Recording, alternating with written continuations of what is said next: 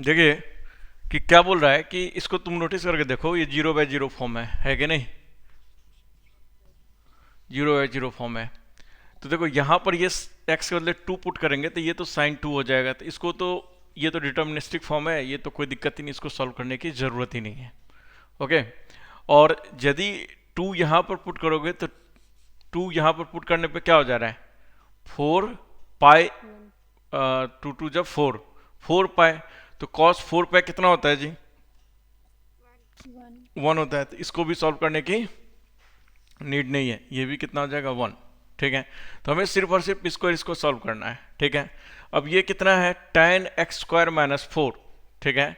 तो x² - 4 है tan inverse, तो नीचे क्या आना चाहिए? नीचे क्या आना चाहिए जी? नीचे क्या आना चाहिए? Minus four. तो हम डायरेक्टली लिख देते हैं। अब देखो, अब पूरा स्टेप लिखने की जरूरत नहीं, यहां से हम सीधे लिख सकते हैं कि क्या आएगा? x² - 4 और इंटू इसके बदले क्या आ जाएगा? 1। है कि नहीं? अब देखो यहाँ क्या है? tan 4πx। Okay. tan 4πx ये भी जीरो की तरफ जा रहा है। ओके। बट यदि 2 को टेंड कराऊंगा तो ये तो नहीं जाएगा। तो 2 को टेंड कराऊंगा नहीं जाएगा। तो हमने एक ट्रिक बताया था क्या, कि इसमें से पाई के मल्टीपल में से कुछ प्लस माइनस करना पड़ेगा। तो कितना हो रहा है? 8 पाई हो रहा है, तो देखो कितना हो जाएगा जी? 8 पाई माइनस 4 पाई x। है कि नहीं? तभी तो तभी तो ये जीरो की तरफ जा रहा है। ठीक है। अब जीरो की तरफ जाएगा, कोई दिक्कत नहीं। तो 8 पाई - 4 पाई x हो गया। ठीक है। तो 8 पाई - 4 पाई x हो गया, तो tan 8 पाई - 4 पाई x क्या होगा जी? ठीक है। tan 8 पाई - 4 पाई x क्या होगा? किस क्वाड्रेंट में जाएगा ये? Fourth quadrant. फोर्थ क्वाड्रेंट में जाएगा। फोर्थ में तो जाएगा तो निगेटिव आएगा, तो एक एक्स्ट्रा साइन लगाना पड़ेगा। और फिर जैसे ही ये लिखा, तो यहाँ पर हमें डिवाइड में ये भी लिखना पड़ेगा। और ये लिखने की अब जरूरत नहीं है, आपने यहाँ ये डिसाइड कर लिया ना, तो ये सीधे लिख दो यहाँ पर डायरेक्टली, -8 पाई - 4 पाई x। डायरेक्टली अब हम लोग लिख सकते हैं। ठीक है। और इसके बदले क्या गया? साइन 2। तो अब उतना स्टेप लिखने की जरूरत नहीं, इस स्टेप से डायरेक्टली इस स्टेप पर आ जाएंगे। इस चीज को प्रैक्टिस करो। ठीक है। तो अब देखो, इसमें से मैं क्या कॉमन ले सकता हूँ? ठीक है। माइनस को मल्टीप्लाई कर दो, तो इसमें से क्या कॉमन ले सकता हूँ? 4 पाई। तो 4 पाई कॉमन ले लिया, तो क्या आ गया? x - 2। देखो। और ऊपर में क्या आ गया? x+2 into x - 2 into sine 2। तो देखो, ये और ये गया, तो ये क्या 2 पुट कर दो तो 4 गया, तो क्या है? 1/π sin 2। है कि नहीं? Yes sir. बस इतना ही था क्वेश्चन। क्वेश्चन में कुछ नहीं था। तो देखो, इस क्वेश्चन कराने के पीछे पर्पस एक ही था। ठीक है। पर्पस क्या था हमारा? कि यहां पर जो है, ठीक है, कि यहां पर जो है, ये जो मैंने ये स्टेप लिखा, हम डायरेक्टली अब इस स्टेप से ये स्टेप लिख देंगे। ठीक है। हम कोई जरूरत नहीं कि पूरा मल्टी, जैसे पहले मैं कैलकुलेशन दिखाता था, अब कैलकुलेशन दिखाने की कोई नीड नहीं है। आपके दिमाग में इतना क्वेश्चन करने का बैठ गया होगा कि किसके नीचे क्या आएगा। नहीं बैठा है तो कुछ और क्वेश्चन प्रैक्टिस करो। ठीक है। क्योंकि एग्जामिनेशन हॉल में इतना करने थोड़ा नहीं जाओगे, इतना टाइम किसी के पास होता है। ठीक है। तो इस क्वेश्चन के पीछे इतना पर्पस था कि भाई डायरेक्टली हम क्वेश्चन को कर सकते हैं, तो डायरेक्टली क्वेश्चन करना है। चलो नेक्स्ट क्वेश्चन करो।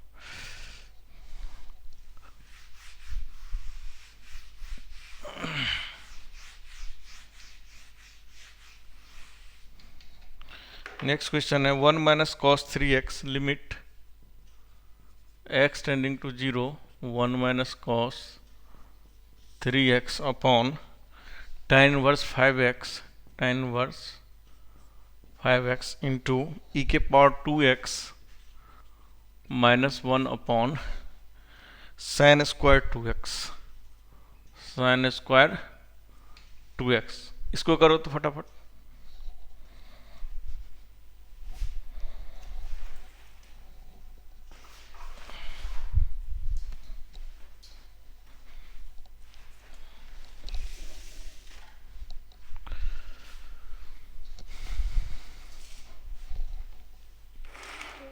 एक बार क्वेश्चन बोल दीजिए। क्वेश्चन है 1 - cos 3x अपॉन tan inverse 5x into e⁻²x -1 अपॉन sin²2x।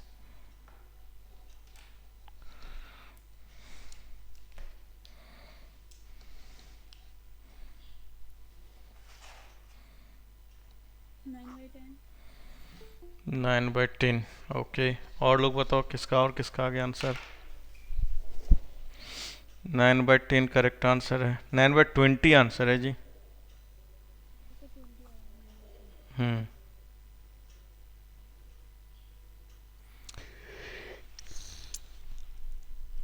आ गया सभी लोग का आंसर आ गया। अब टाइम नहीं लगना चाहिए। Yes sir. 9/20 आ गया, गुड।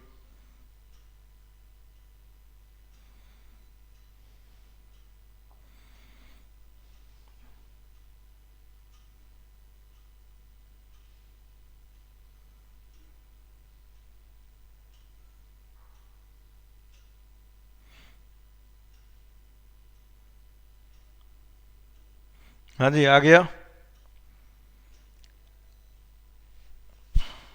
हेलो।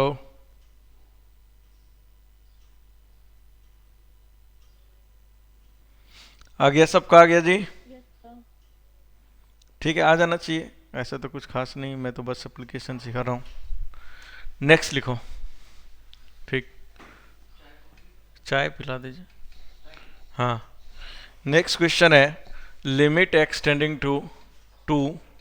ठीक है, लिमिट एक्सटेंडिंग टू ई के पावर एक्स माइनस ई के power 2 into L N x by 2 L N x upon 2 upon है cos x square minus 4 into cos x minus 2। ठीक है, इसको करो।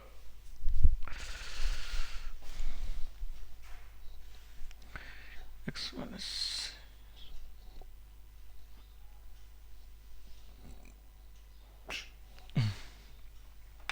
उसका 9/20 आंसर है, सबका आ गया। ऐसा कोई है जिसका नहीं आया तो मेरे से पूछ लो।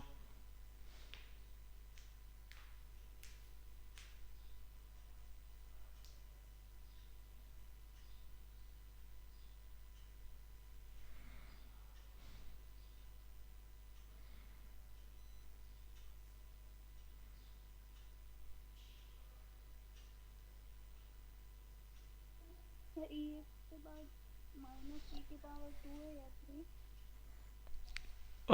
ई के पावर एक्स है और माइनस ई के पावर 2 है। ठीक है।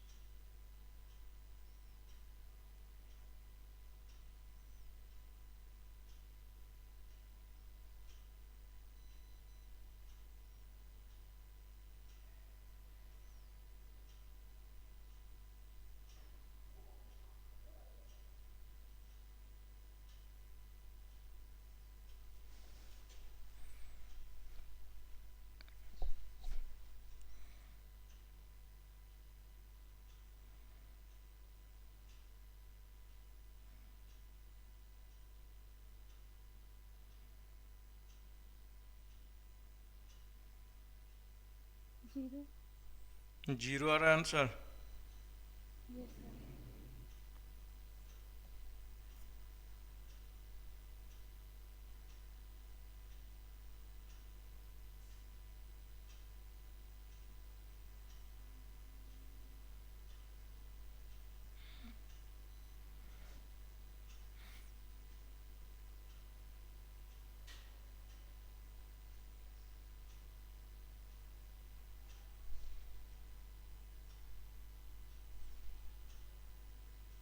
सर क्या है इसका आंसर? अभी बता रहा हूँ। इसका आंसर है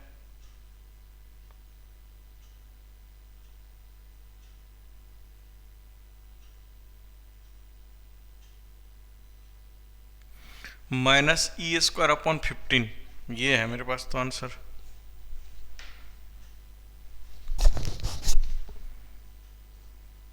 ये आया किसी का?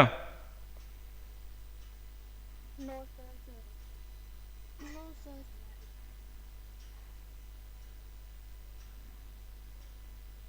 जीरो। जीरो आ रहा है।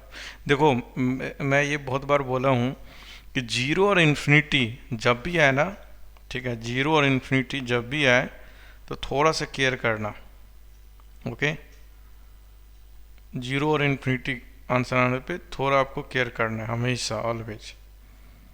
यदि आप नहीं करोगे, ठीक है, गलत होने का फुल चांसेस है।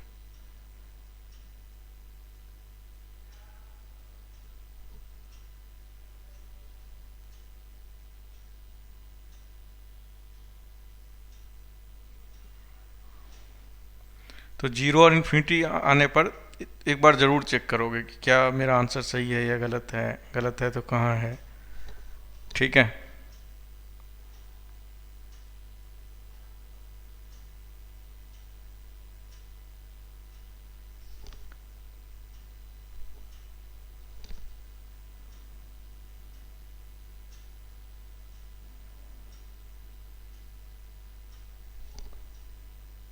एक बार आंसर बोलिए। e² upon 15।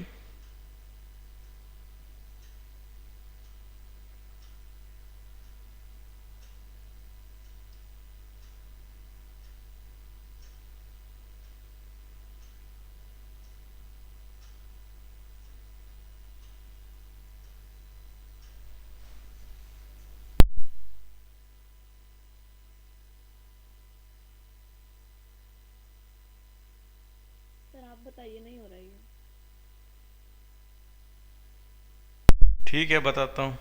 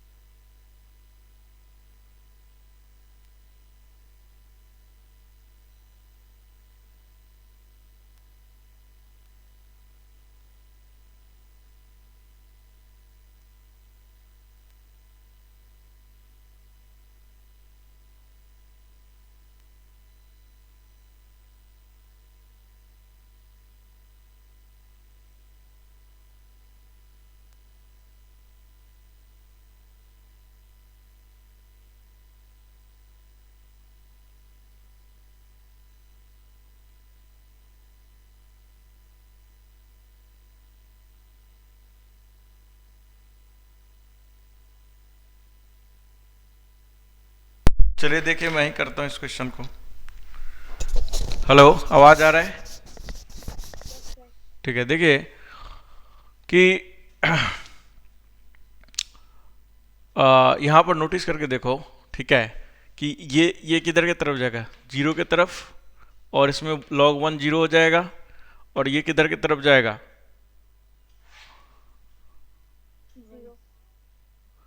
ये जाएगा 1 के तरफ, और ये भी किधर के तरफ जाएगा, 1 के तरफ।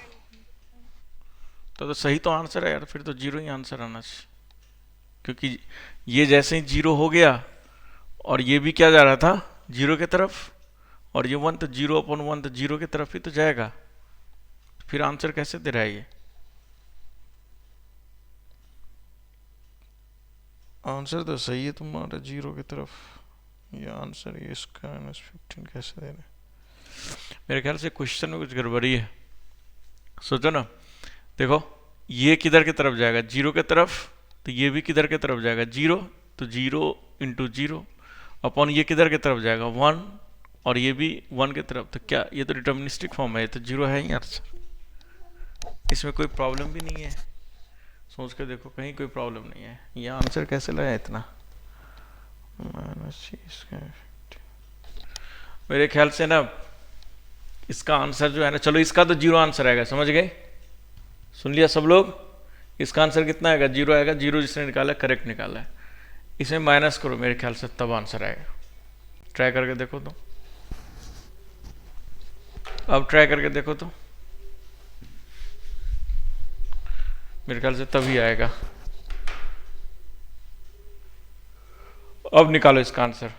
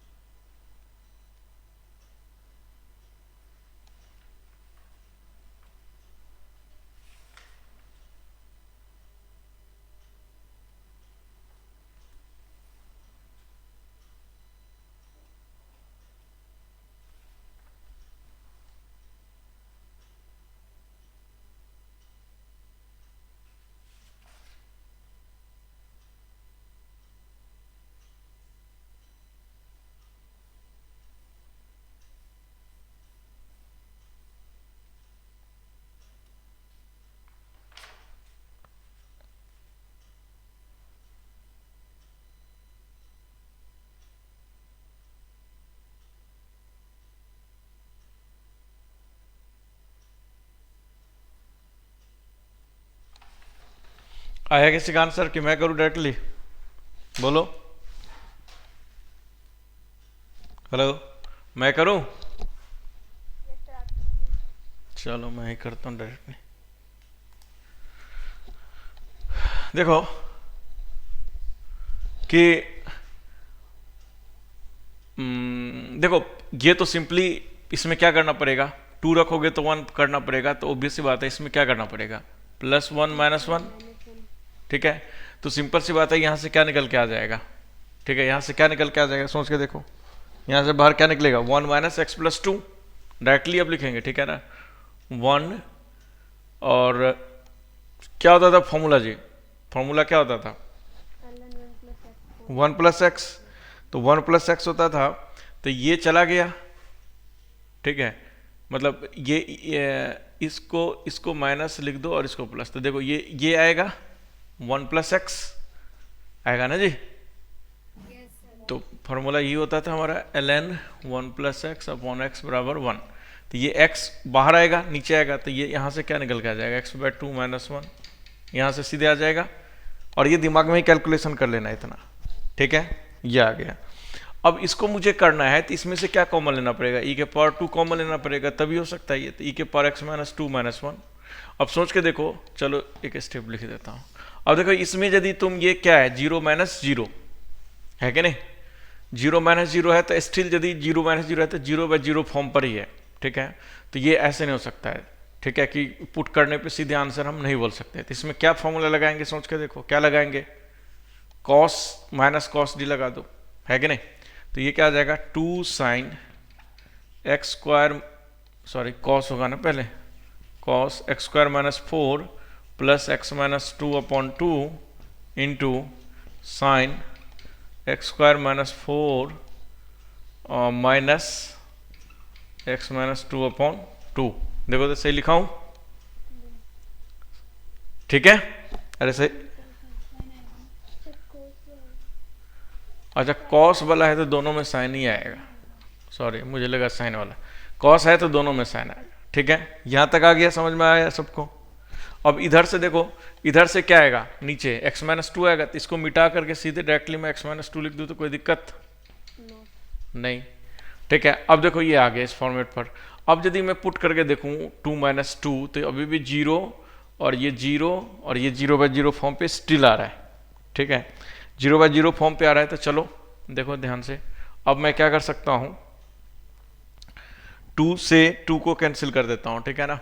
यहां देखो इसको लिख देता हूं x माइनस 2 अपॉन 2, तो ये 2 से ये 2 कैंसिल हो जाएगा क्योंकि ये ऊपर जाएगा, ये 2 से ये 2 कैंसिल हो जाएगा, तो फाइनली क्या आ जाएगा मेरे पास x माइनस 2 का होल स्क्वायर अपॉन, देखो यहां से क्या आएगा x square plus x minus 6 into यहां से क्या आएगा, देखो एक्स स्क्वायर माइनस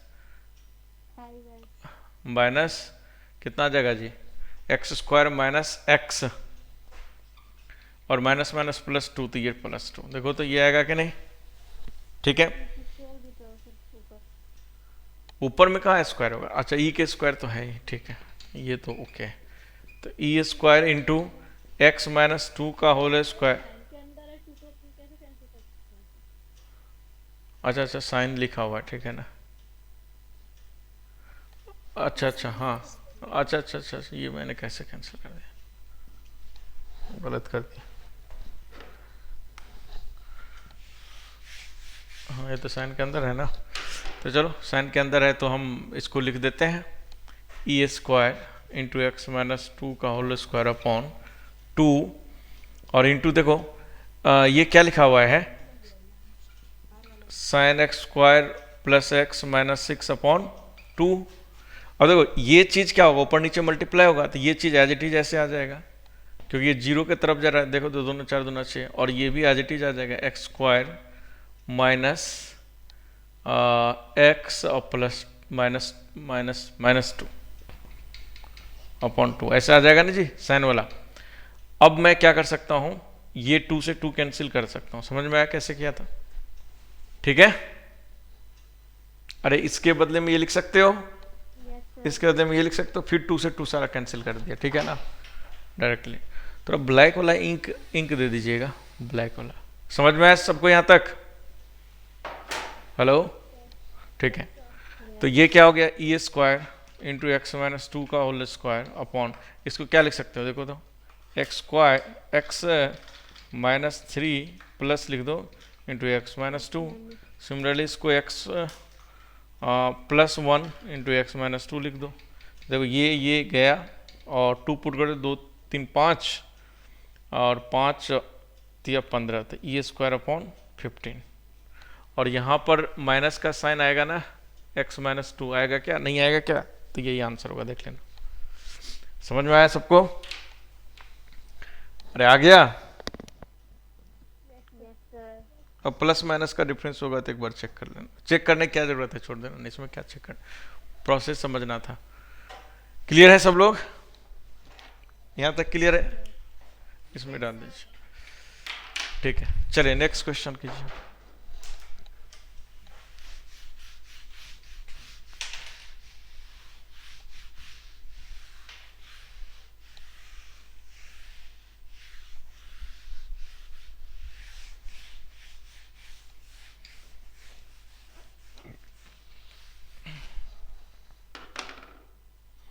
देखिए एक लिमिट एक्सटेंडिंग टू, मेरे ख्याल से क्वेश्चन यही था इसीलिए माइनस सी स्क्वायर बाय 15 दे रहा था answer, X square into sine, ठीक है, sine of tan inverse of ln और ये जो है 6th रूट है और ये है पाई अपॉन एक्स, ओके, ये गया एक और ब्रैकेट लगेगा, तो एक और ब्रैकेट, देखो तो सही है, ठीक है।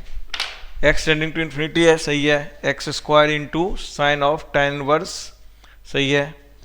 ln, सॉरी 6 मत लगाओ, फिफ्थ रूट लगाओ, fifth root pi by, fifth root pi by cos pi by X, fifth root pi by X नहीं, यहाँ cos pi by X, cos pi upon X, ठीक है। अब देखो तो इन्फिनिटी की तरफ लेके जाओ, ठीक है, पाई बाय इन्फिनिटी, ठीक।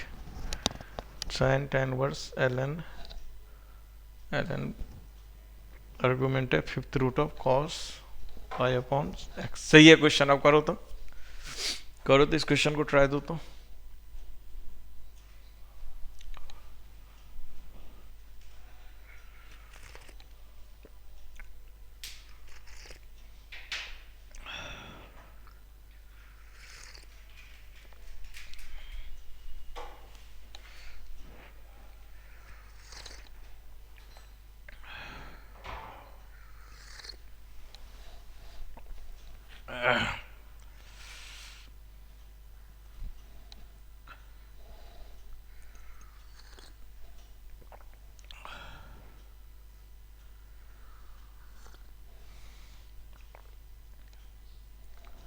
कौन सा फॉर्म है जी? इन्फिनिटी इंटू जीरो का फॉर्म है कि नहीं? इन्फिनिटी इंटू जीरो का फॉर्म है कि नहीं?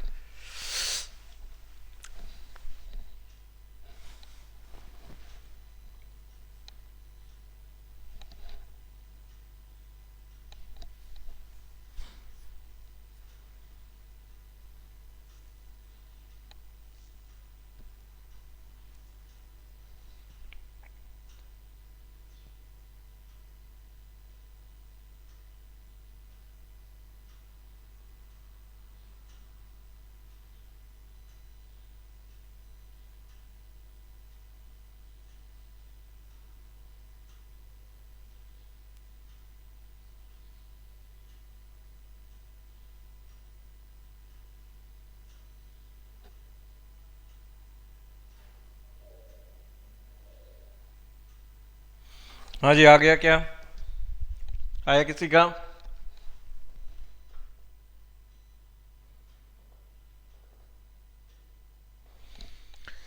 आया किसी का आंसर? आंसर है आपका minus pi square by 10, minus 10। देखो मैं करूं, ध्यान दो, देखो ये सोच करके देखो, हम डायरेक्टली लिख रहे हैं, ठीक है ना। इस पूरे को तुम ये लिख सकते हो कि नहीं लिख सकते हो, बताओ। X square into ln cos pi by x के पावर 1/5 लिख सकते हो कि नहीं लिख सकते हो, बताओ हाँ या ना। क्यों लिख सकते हो? क्योंकि देखो साइन में जब ये आर्गुमेंट आएगा तो ये ऊपर में मल्टीप्लाई होगा, फिर इसमें लिमिट जाएगा, ठीक है, इसमें लिमिट जाएगा तो ये आर्गुमेंट मल्टीप्लाई होगा तो ये आएगा, फिर इसमें लिमिट जाएगा तो एज इट इज ये यहाँ आ जाएगा। करके बताओ कि सबको समझ में आ गया? क्योंकि इतना लिखने की जरूरत नहीं, यहाँ डायरेक्ट लिख सकते हैं हम, ठीक है। आ गया सबको समझ में? हेलो। और ये भी याद रखना कि यदि ये देखो इन्फिनिटी जब पुट करेंगे तो कॉस, तो ये 1 के तरफ जा रहा है, तो जब भी 1 के तरफ जाएगा तो ऑब्वियस सी बात है 1 माइनस एक्स 1 प्लस एक्स करना पड़ेगा, है कि नहीं? तो ऑब्वियस सी बात है -1, तो ये -1 और +1 करना पड़ा, ठीक है। तो लास्टली आएगा क्या, देखो, यानी ये सारा कैलकुलेशन दिमाग में करने की कोशिश करो, ठीक है। एक्स स्क्वायर इंटू ये कितना आ जाएगा जी? देखो 1/5 तो इधर आ जाएगा क्योंकि लॉग है, ln, तो ये डायरेक्टली मैं लिख सकता हूँ इंटू, इसको क्या लिख सकता हूँ मैं, cos pi by x -1। Directly ये आ जाएगा कि नहीं आ जाएगा, बोलो हाँ या ना? आ जाएगा? अरे समझ में आ रहा है कि नहीं सबको? क्योंकि मैं बहुत ही शॉर्ट में चल रहा हूँ, किसी को नहीं है तो फिर मैं स्टेप बाय स्टेप बताऊं। सब किसी को जिसको नहीं आ रहा है एटलीस्ट वो बोलना, ठीक है। जो लोग कुछ नहीं बोलते हो, चुपचाप बैठे रहते हो, तो या दो ही चीज़ होता है कि ऐसे ही बैठे हुए हो, ठीक है, या वाकई में फॉलो कर रहे हो मुझे, नहीं तो ठीक है लॉगिन करके चल दिए। कुछ लोग ऐसे भी करते होंगे पक्का। ठीक है, बताओ समझ में आया सबको यहाँ तक? ठीक, तो अब मान लेता हूं मैं यहाँ तक समझ में आ गया। अब देखो यहाँ पर क्या है, cos pi by x minus one, ठीक है, और ये किधर के तरफ जा रहा है, जीरो के तरफ, जीरो के तरफ ना। पाई बाय एक्स क्या हो जाएगा, cos पाई बाय एक्स क्या हो जाएगा जी, पाई अपॉन एक्स कितना होता है, इन्फिनिटी के तरफ तो ये जीरो cos, ये मैं गलत लिख दिया हूं, ये ऐसे आएगा ना, ऐसे आएगा ना, ऐसे आएगा। अरे ऐसे आएगा ना, क्यों, क्योंकि ln यहाँ क्या हो जाएगा, देखना गलती मत करना, ठीक है। cos pi by x minus one, इसको वन मान लिया और इसको ऐसे, ऐसे होगा तो इसी चीज से डिवाइड होना चाहिए, क्योंकि क्या होता था जी ln, तो ये चीज डिवाइड होना चाहिए, तो cos pi by x minus one और फिर मल्टीप्लाई होना चाहिए, तो ये वन हो जाएगा, तो ये वाला जो पार्ट आएगा वही चीज मैं डायरेक्टली लिख दिया। समझ में आया कि नहीं आया, बोलो आया ना? ठीक है, ये आ गया समझ में। अब ये आ गया समझ में, तो देखो ये क्या हो जाएगा हमारा फाइनली, क्या आ गया देखो, तो माइनस को हम कॉमन ले लेते हैं, तो cos माइनस थीटा क्या होता है, cos थीटा ही होता है, ठीक है। तो limit x tending to infinity, ये minus cos minus theta cos theta ही होता है, तो ये क्या लिख सकता हूँ, 1/5 into x square into, directly लिख सकता हूँ cos 1 माइनस 5x, ठीक है। अब देखो ये किधर की तरफ जा रहा है, देखो तो ध्यान से, ये जीरो की तरफ जा रहा है, अरे जीरो की तरफ जा रहा है ना, ठीक है। तो याद करो जब ये cos 1 माइनस 5x होता था, फिर से मैं गलत लिख दिया, 1 minus cos pi by x, ठीक है ना, ऐसे होगा, ठीक है, समझ गए। अब देखो 1 minus cos x upon x square होता था, तो अपॉन एक्स स्क्वायर होता था तो क्या हो जाएगा जी, डायरेक्टली लिख दो पाई बाय एक्स का होल स्क्वायर, तो ये डायरेक्टली पाई बाय एक्स का होल स्क्वायर, ठीक है। तो ऑब्वियस बात है ये किधर की तरफ जाएगा, हाफ के तरफ, तो ये क्या जाएगा 1/2 into x square into 1/2 into ये 1/5 into x square into 1/2 into pi square by x square, x square cancel out हो गया, ठीक है। तो ये कितना आ जाएगा, पाई स्क्वायर। पता नहीं मेरे आंसर में माइनस कैसे आ रहा है, फिर कहीं मिस्टेक हो गया क्या, ठीक है देख लेना कहाँ कैसे आया। समझ में आ गया, क्वेश्चन समझ में आ गया, प्रोसेस प्लस माइनस का कहीं मिस्टेक हो गया होगा। कहाँ पर लिया था, तो लेकिन cos माइनस थीटा तो cos थीटा ही होता है ना,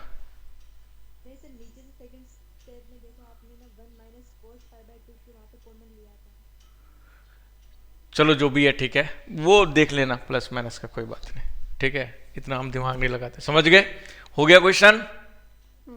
तो देखो इस बात का ध्यान रखना कि यदि इस तरह का फॉर्मेट आए तो डायरेक्टली आप लिख दो 1/2, मतलब डायरेक्टली इसके बदले तुम ये लिख सकते, तो ये लिखने की जरूरत नहीं। अब ये लिखोगे तो एग्जाम में 5 सेकंड तो जाएगा ना जी, ये लिखोगे तो, और यदि आपको प्रैक्टिस है तो डायरेक्टली इससे ये लिख सकते हो, ठीक है।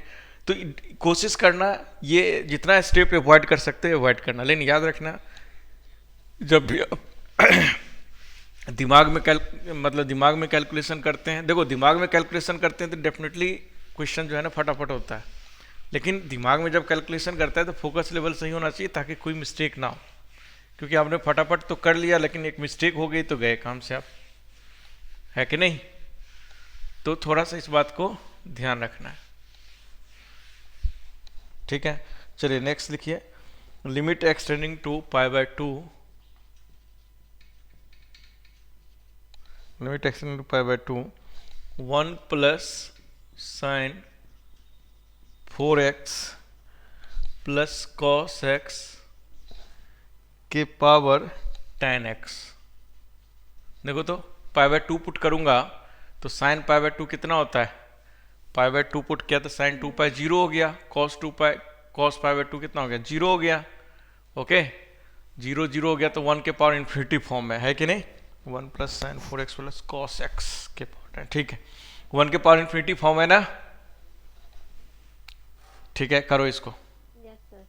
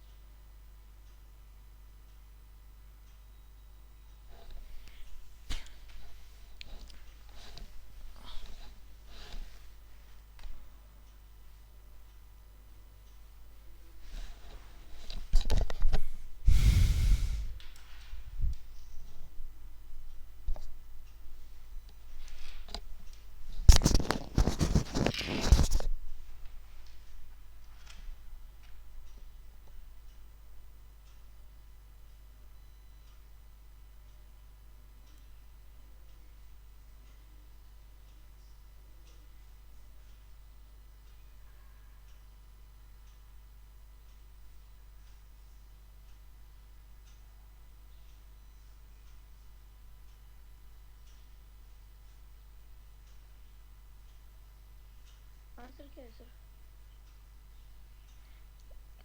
आंसर है आपका 1/e³ यस सर। ठीक है।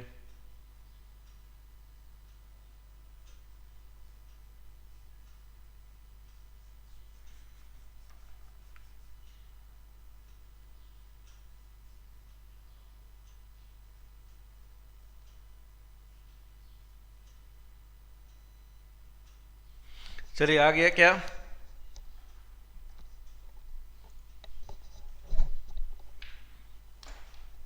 बताओ आ गया क्या? सर आपने क्या आंसर बताया था अभी? 1/e³। ठीक है, देखो देखो ये कौन सा फॉर्म है? 1 के पावर इन्फिनिटी फॉर्म है कि नहीं? चेक कर लो। अब 1 के पावर इन्फिनिटी फॉर्म था तो क्या होता था, याद करो, एक्सपोनेंशियल के पावर यानी e के पावर क्या होता था, लिमिट x टेंडिंग टू π/2, और ये gx इधर आ जाता था और fx में -1 हो जाता था, याद करो, हो जाता था। तो -1 गया तो ये 1 चला गया, तो ये क्या बचेगा, tan x into sine 4x plus cos. देखो तो ये बचेगा कि नहीं बचेगा, बोलो हाँ या ना, ये हो जाएगा। Yes sir. ठीक है, इतना सबको समझ में आना चाहिए। ये हो गया। अब tan x को मैं क्या लिख सकता हूँ, sin x अपॉन कौन सा? cos x। sin x किधर के तरफ जाएगा, ये 1 के तरफ जाएगा, तो इसको तो कुछ करने की जरूरत ही नहीं है। अब cos x को इसके नीचे लेके जाओ और न्यूमरेटर को स्प्लिट करो और sin 4x का फॉर्मूला लगाओ, ठीक है। तो ये क्या हो जाएगा, लिमिट x टेंडिंग टू π/2, और ये क्या हो जाएगा, देखो sin 4x क्या हो जाएगा, 2 sin 2x into cos 2x upon क्या हो जाएगा cos x plus limit x tending to π/2, और ये क्या हो जाएगा cos x upon cos x, है कि नहीं? यस। तो देखो sin 2x को क्या लिख सकता हूँ, 2 फिर 2 into sine x into cos x और इंटू कॉस 2x, और देखो cos x से cos x कैंसिल हो गया, कोई दिक्कत नहीं है कि नहीं? ठीक है, तो गया cos x और π/2 पुट कर देते, तो यहाँ से कितना आ जाएगा 4 इंटू π/2 पुट करेंगे तो ये कितना आ जाएगा 1, π/2 पुट करेंगे तो कितना आ जाएगा -1, क्यों, क्योंकि cos 2π अपॉन पाई तो पाई आ जाएगा, यस सर। तो -1। ये हो गया सॉल्व। अब उधर से क्या आ जाएगा +1, इधर से क्या आ जाएगा +1, और ये e के पावर में है, ठीक है। तो ये कितना आ गया, देखो तो -4 और ये 3, तो ये क्या आ जाएगा e के पावर -3, तो 1/e³ हो गया। अरे हो गया, बस इतना ही था क्वेश्चन। ओके सर हाँ, sir ln cos x upon cos x, ये तो 1 होके 0 नहीं हो जाएगा? ln cos x, ln कहाँ है जी, कहीं ln है ही नहीं। अच्छा सर, ठीक है। ठीक, ये हो गया। चलो एक और करो। देखो लिमिट से एक क्वेश्चन गारंटी आएगा जी मीन्स में और जी एडवांस में भी, ठीक है, इसीलिए लिमिट पे एकदम फोकस करें। कंटिन्यूटी से भले नहीं आएगा, एप्लीकेशन होगा, ठीक है, लेकिन लिमिट से क्वेश्चन आएगा। इसको करो तो देखो तो क्या आएगा इसका answer, X into sine pi, sine of pi upon X, इसको करो तो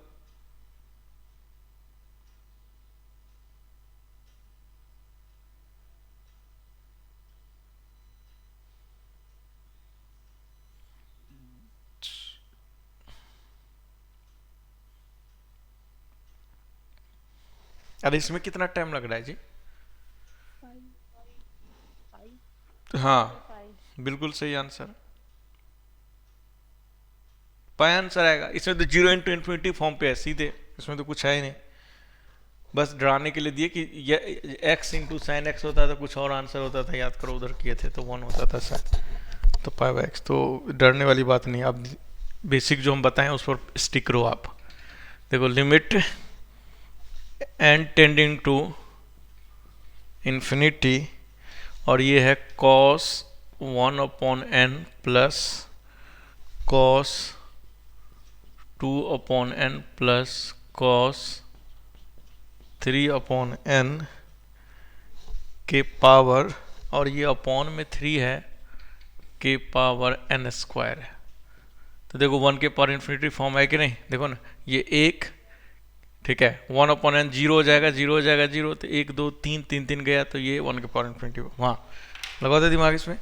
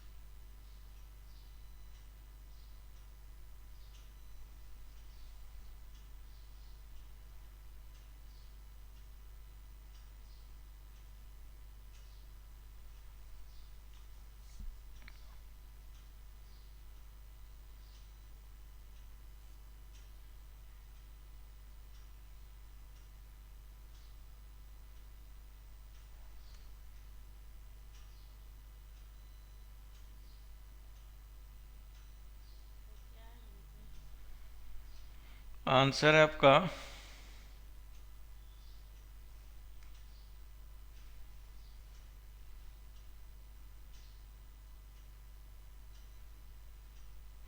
वन अपॉन ई के पावर सेवन बाई थ्री, ई के power minus seven by three आया क्या, ई के power minus seven by three.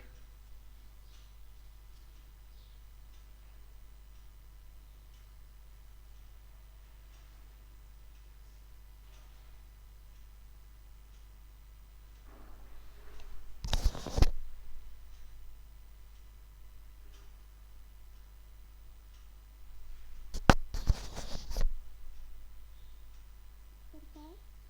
ई के power minus seven by three.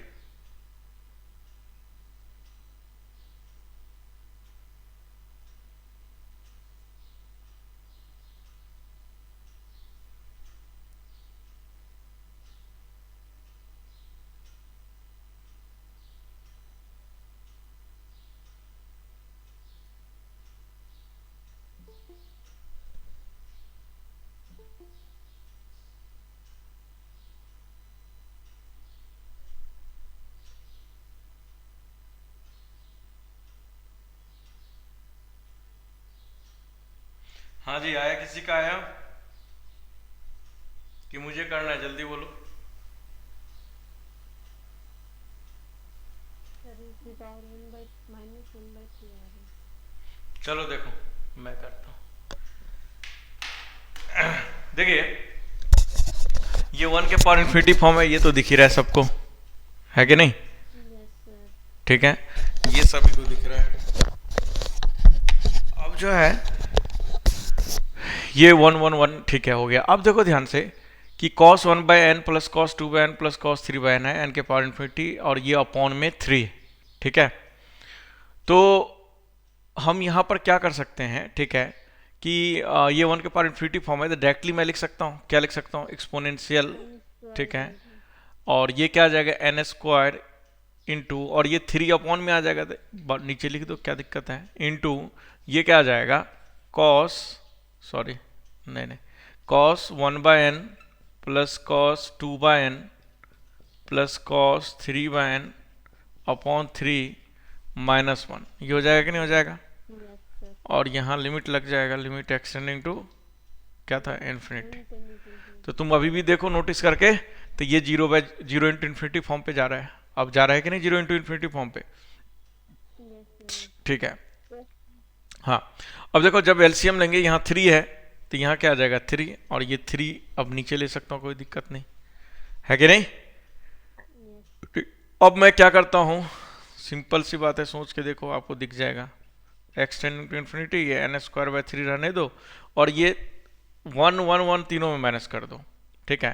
तो ये क्या आ जाएगा? डायरेक्टली मैं माइनस कर देता हूँ, ठीक है। और ये क्या आ जाएगा?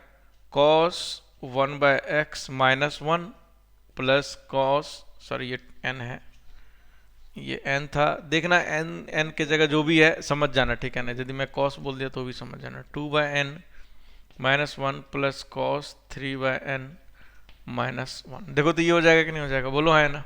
हो जाएगा। Yes sir. अब देखो लिमिट को अंदर लेके जाता हूँ, n², ये कंप्लीट थिंग को, तो ये क्या हो जाएगा? Limit n tending to infinity, और ये क्या आ जाएगा? n²/3 इंटू, और माइनस कॉमन ले लो, तो माइनस कॉमन ले लेंगे तो ये 1 माइनस कॉस 1/n हो जाएगा, यस और 1/n हो जाएगा तो नीचे में किससे मल्टीप्लाई करना पड़ेगा? 1/n² से, सर। क्योंकि देखो 1/n किधर की तरफ जा रहा है? 0 की तरफ, क्योंकि n इन्फिनिटी की तरफ जा रहा है, करेक्ट? Yes sir. तो 1/n², तो मुझे मल्टीप्लाई क्या करना पड़ेगा? 1/n² से, है कि नहीं? Yes sir. ठीक है, तो अब डायरेक्टली मैं लिख देता हूँ, डायरेक्टली लिख सकता हूँ, क्या हो जाएगा? एक्सपोनेंशियल ऑफ, ठीक है। अब देखो ये cos 1/n है, ये n²/3 है, तो ये n²/3 मल्टीप्लाइड बाय 1/n² आ जाएगा इस वाले से, और माइनस साइन आएगा, क्योंकि माइनस साइन आएगा ही, और फिर माइनस साइन आएगा, और ये n²/3 इंटू 2/n² हो जाएगा, और हाफ भी मल्टीप्लाई होगा सभी में, क्योंकि जब cos वाला फॉर्मूला लगेगा तो हाफ आएगा, इंटू फिर हाफ आएगा, माइनस ये क्या आ जाएगा? सर ये 4/n करेगा तो यहाँ पर हाँ 4/n², बिल्कुल सही बोल रहे, ठीक है। और माइनस क्या हो जाएगा? n²/3 इंटू हाफ, और इंटू कितना हो जाएगा जी? 9/n²। देखो तो ये हो जाएगा ना फाइनल, बताओ हाँ है ना? सही लिखा हूँ? सर। अब देखो ये n² गया, n² गया, n² गया, ठीक है। अब क्या हो गया देखो तो, माइनस कितना हो जाएगा? 1/6। एक्सपोनेंशियल ऑफ, ये 1/6 को कॉमन ले लो, तो ये क्या आ जाएगा? 1² माइनस 1/6 को कॉमन ले लो, ठीक है। तो ये 1² और प्लस ये कितना आ जाएगा जी? 2² 2/3। 2/3, 2 माइनस साइन कॉमन ले चुका हूँ, ठीक है। और ये क्या आ जाएगा? 3²। तो इमेजिन करो मैंने इतने ही तक लिया, अब ये इन्फाइनाइट तक, मतलब cos n/n तक ले सकता हूँ कि नहीं? Yes sir. तो यदि cos n/n तक भी लेंगे तो ये कहाँ तक जाएगा? n तक जाएगा, फिर e के पावर ये आंसर आ जाएगा, ठीक है। वैसे क्वेश्चन में cos n/n ही था, मैं यहीं तक लिखा हूँ, तो बात बराबर है, आपको आइडिया लग गया होगा कि क्वेश्चन होगा कैसे। समझ में आया कि नहीं आया? हाँ बोलिए। सर जो आपने n² आगे लिया है, हाँ तो उस फॉर्मूले में तो x इंटू a कोई इंटीजर कोई नंबर के लिए होता है ना, n² आगे। कहाँ? यहाँ पर? Yes sir. अरे ये तो फॉर्मूला लगेगा ना जी, fx के पावर gx, यस। तो ये जी एक्स पीछे आता था और ये हो जाता था, याद करो ना, वन माइनस एफ एक्स। ये तो फॉर्मूला में वन के पावर इन्फिनिटी फॉर्म में कन्वर्ट करने वाला फॉर्मूला होता है, थर्ड वाला फॉर्मूला देखो ना जाकर, उसके अकॉर्डिंग लिया था एन स्क्वायर। उसमें x टेन टू a के लिए था, इंफिनिटी के लिए भी यही होगा। अरे वहां पे कुछ भी हो, फर्क क्या पड़ता है? ओके तो एक्स टेंस टू ए के जगह इन्फिनिटी भी तो हो सकता है, ए के जगह तो कुछ भी हो सकता है। ओके, सबको आ गया समझ में? सर, जब भी ये वाले क्वेश्चन दिए हैं, क्या बोली? भाभी बोल रहे हैं कि जैसे जब ये पावर वाले क्वेश्चन दिए हो ना, बिल्कुल, तो ये एक्सपेक्टेशन वाली प्रॉपर्टी लगाएंगे, मतलब तीन और फॉर्मूला मैंने बताया, जब भी पावर वाला दे तीन फॉर्मूला मैंने बताया बताया था ना। जैसे आप बताए हैं हाँ, उसी तीन में से किसी न किसी एक पर आएगा, या तो दूसरे नंबर पे आएगा या तीसरे वाला फॉर्मूला पर आएगा। मेजोरिटी परसेंट यदि एफ एक्स की पावर जी एक्स होगा तो तीसरा वाला, और यदि डायरेक्टली फॉर्मेट ही दे दिया तो पहला वाला होगा, पहला या दूसरा। ठीक है ना? तो सर ये तरीके से मैनिपुलेट नहीं हो सकते हैं क्या? अब ऑब्वियस सी बात है, देखो जहां पर आपको नहीं दिखेगा, ठीक है, बहुत सारे ऐसे क्वेश्चन बनते हैं कि आपको दिखेगा नहीं कि क्या बोलते हैं वन के पावर इन्फिनिटी है, अब इसको दे दिया कुछ भी जीरो के पावर जीरो फॉर्म, लेकिन इसमें दिमाग लगा के आप वन, वैसे छोड़ो, वन के पावर इन्फिनिटी फॉर्म है ना, तो आपको यही तीन फॉर्मूला से कोई एक फॉर्मूला अप्लाई करना है, दैट्स इट। ठीक है, अब गारंटी है सॉल्व हो जाएगा, कोई भी क्वेश्चन सॉल्व हो जाएगा, ऐसा कोई क्वेश्चन नहीं है जो छूटेगा। जी सर। ठीक है, समझ गए यहां तक? हेलो? यस तो देखो अभी तक हम लोगों ने दो चीज लर्न किया, ठीक है, एक तो वन के पावर इन्फिनिटी फॉर्म वाला का कैसे सॉल्व करेंगे, कल भी बताए थे एप्लीकेशन, आज भी बताएं, और दूसरा मैंने बताया कि हम हर स्टेप को लिखने नहीं जाएंगे, आपको इतनी प्रैक्टिस करना है और इतना दिमाग लगाना है। देखो मैथ्स में यदि आपको क्वेश्चन कम टाइम में सॉल्व करना है ना, तो ये बहुत इंपॉर्टेंट है कि कैलकुलेशन मेजोरिटी परसेंट कैलकुलेशन दिमाग में करो, यानी मेजोरिटी परसेंट क्वेश्चन दिमाग में करो, समझ बात है? वही लिखने की कोशिश करो जो कि लिखने की जरूरत है, ठीक है, और लिखने की जरूरत है प्लस। देखो जब भी आप क्वेश्चन करते हो ना, ठीक है, एक बात बताओ कि ऑन एन एवरेज कितने क्वेश्चंस होता है जिसमें कि बाद में आके देखना पड़ता है क्वेश्चन को, कितने ऐसा क्वेश्चन होता है? मतलब जैसे कि आपने ट्राई किया बट आपने लिखा लेकिन आंसर फाइनल नहीं आया, फिर उस क्वेश्चन को छोड़ दिया, फिर दूसरे क्वेश्चन पे लग गया, फिर उसको करने लगा, ऐसा कितने क्वेश्चन पे होता है? अरे कितने क्वेश्चन पे होता है? होता होगा बहुत क्वेश्चन पे। Yes sir. ठीक है, तो ऐसे क्वेश्चन के लिए क्या करना पड़ता है, ठीक है, कि आपने स्टेप जो जो इंपॉर्टेंट स्टेप है ना, जहां से आप क्वेश्चन को कनेक्ट कर लो, तो अपना रफ कॉपी रफ पेज में ना इन स्टेप को लिखो। और एक बात और ध्यान रखना कि रफ सही तरीके से करना, घर पर तो अभी रफ आपको बहुत मिलता होगा, लेकिन एग्जामिनेशन हॉल में लिमिटेड मिलेगा, ऐसा भी नहीं कि बहुत कम मिलेगा, लिमिटेड मिलेगा। ठीक है, तो जब रफ करो ना किसी क्वेश्चन का, तो ऐसे क्वेश्चन को रफ करो कि बाद में आके उस क्वेश्चन को देखो ना, तो आपको देखते ही समझ में आ जाए, ठीक है, कि आपने क्या क्या लिखा था, मतलब उस क्वेश्चन को फिर से स्टार्ट करने की जरूरत ना पड़े। मतलब क्वेश्चन रीड किया, इसको देखा, आपके दिमाग में क्लिक हो जाना चाहिए क्या किया। ऐसा तो नहीं है कि 10 घंटे बाद इसको देख रहे हो कि आप थॉट दोगे, मुश्किल से आधा घंटा 20 मिनट बाद ही देखने जाओगे इस क्वेश्चन को, गारंटी है मैक्सिमम 1 घंटे, है कि नहीं? तो स्टेप सही से लिखना, मतलब इतना स्टेप लिखना चाहिए, देखो स्टेप ज्यादा भी नहीं लिखना चाहिए, अब पूरा स्टेप लिख दिया तो टाइम ही खराब हो जाएगा आपका, स्टेप बचाना होता है। ठीक है, तो इस बात का ध्यान रखना कि जब भी आप क्वेश्चंस करना, ठीक है, तो एकदम जैसे सीरियल वाइज करते हो तो सीरियल वाइज लिख करके 1 2 3 4, और उसके स्टेप जो है ना सही से लिखना, ताकि अगली बार घूम के आओ ना, और स्टेप लिखना तो जैसे इतना खाली होता है, इतना खाली होता है जगह, है ना, तो इतने में लिखना है स्टेप, और इतना छोड़ देना, इतना छोड़ के जाना, आगे बढ़ना। क्यों? क्योंकि मान के चलो ये क्वेश्चन नहीं हुआ ना, तो बाद में यहीं पे रफ करना। अब मान के चलो ये क्वेश्चन नहीं हुआ, अगले पेज पे करोगे ना, एक चीज भी गलत उधर छाप दिया ना, तो आपको क्वेश्चन गलत हो जाएगा। ठीक है, तो आपको ये सारा चीज ध्यान रखना पड़ेगा, देखो इस बात का ध्यान रखना। और एक बात और बताओ कि जब मतलब पेपर जेईई मेंस एडवांस का होता है, ठीक है, तो मैथ्स में ऑन एन एवरेज मतलब 1 घंटा कौन कौन देते हो कंप्लीट? 1 घंटे सर मैं। तुम देती है पूजा, और कौन देती है? कनिष्का भी 1 घंटे देती है। सही सही बताना, और कौन कौन देती है 1 घंटे? सर मैं। ठीक सर है, मैं भी। आर्थ, ठीक है, शिवानी भी देती है, और सर मैं भी। ठीक है, वर्षा भी देती है, विनीता भी देती है। अब ये बताओ 1 घंटे से कम कौन कौन देते हो? युक्तादित्य देविका। अब एक बात बताता हूँ, देखो जिन लोगों का मैथ्स में कम मार्क्स आता है ना, सबसे बड़ी प्रॉब्लम उसका यही है कि वो लोग क्या सोचता है कि मेरे को मैथ्स नहीं आता है, छोड़ो फिजिक्स केमिस्ट्री को स्ट्रॉन्ग करो और मार्क्स लाओ, है ना। यही होता है ना जी। रीजन क्या होता है, मैथ्स में टाइम क्यों देते हो, नहीं देते हो ज़्यादा, यही रीजन होता है कि अरे यार मैथ्स का क्वेश्चन होगा नहीं होगा, क्या पता क्या नहीं पता, है कि नहीं, ये रीजन होता है। ठीक है, आप क्या होता है रीजन तो, थे ना, इसीलिए वो हमारा पेपर थोड़ा सा रह गया था फिजिक्स का, तो इसलिए कल हमने ना एक अरे घंटा कल की बात नहीं करता हूँ मैं, तो हर पेपर की बात कर रहा हूँ। अभी तक कम से कम 10 पेपर दिए होंगे, हम 10 पेपर की बात कर रहे हैं। देखो एक बात समझो, इस बात को समझना कि यदि कोई प्रॉब्लम सामने है तो उस प्रॉब्लम से लड़ना पड़ता है। ओके, आप उस प्रॉब्लम से मुंह छुपा के बैठ जाओगे तो ऐसा नहीं कि वो प्रॉब्लम सॉर्ट आउट हो गया। ठीक है, और यदि मैथ्स आपको नहीं आ रहा है तो इसका मतलब है कि मैथ्स में आपको ज़्यादा टाइम की जरूरत देने की ज़रूरत है। ठीक है, क्यों, क्योंकि मैथ्स आपका नहीं है। और हम गारंटी दे सकते हैं, दुनिया का कोई भी पेपर उठा लो, ठीक है, इस बात की गारंटी है कि 30 से 40% क्वेश्चन ना, सिर्फ एक बात बताओ, क्वेश्चन होता है, ठीक है, यदि फिजिक्स केमिस्ट्री और मैथ, ठीक है, ये 3 चैप्टर होता है। अब तुम बताओ कि मैथ्स में किस तरह का क्वेश्चन आपसे सॉल्व नहीं होता है, बताओ। देखो क्वेश्चन कितने तरह का होता है, एक होता है सिंपल कॉन्सेप्ट का एप्लीकेशन ऑफ कॉन्सेप्ट जो भी है, और एक होता है एप्लीकेशन ऑफ कॉन्सेप्ट, तो ये तो होगा ही, और प्लस स्किल की रिक्वायरमेंट होती है। स्किल मतलब समझ रहे हो ना, जैसे कि अभी जैसे मैंने अभी अभी ये क्वेश्चन लिया था, इसमें जितने भी कॉन्सेप्ट था, सारा कॉन्सेप्ट आता था कि नहीं, आपको आता था, यस सर। लेकिन आप ये नहीं सोच पाए, ठीक है, कि इसको -3 को उधर ले, प्लस -1 चेक कर।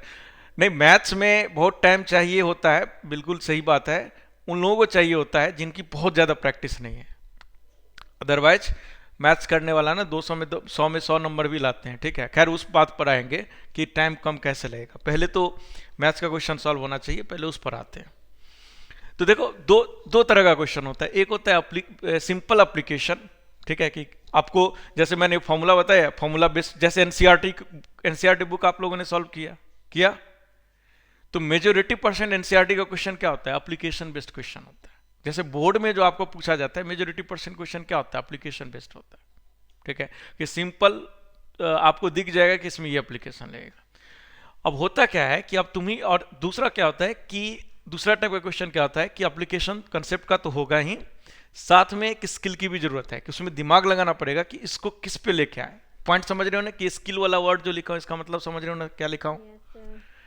ठीक है, अब तुम बताओ कि फिजिक्स में कितना % क्वेश्चन एप्लीकेशन बेस्ड होता है और कितना ये ऐसा वाला होता है, तुम ही लोग बताओ। और केमिस्ट्री में कितना होता है, और फिर मैथ्स में कितना होता है अरे बताओ, कोई तो बताओ, वर्षा तुम ही बताओ। चलो डायरेक्ट एप्लीकेशन बेस्ड तो 30 से 40% ऐसा ही होता मैं बताता हूँ। है।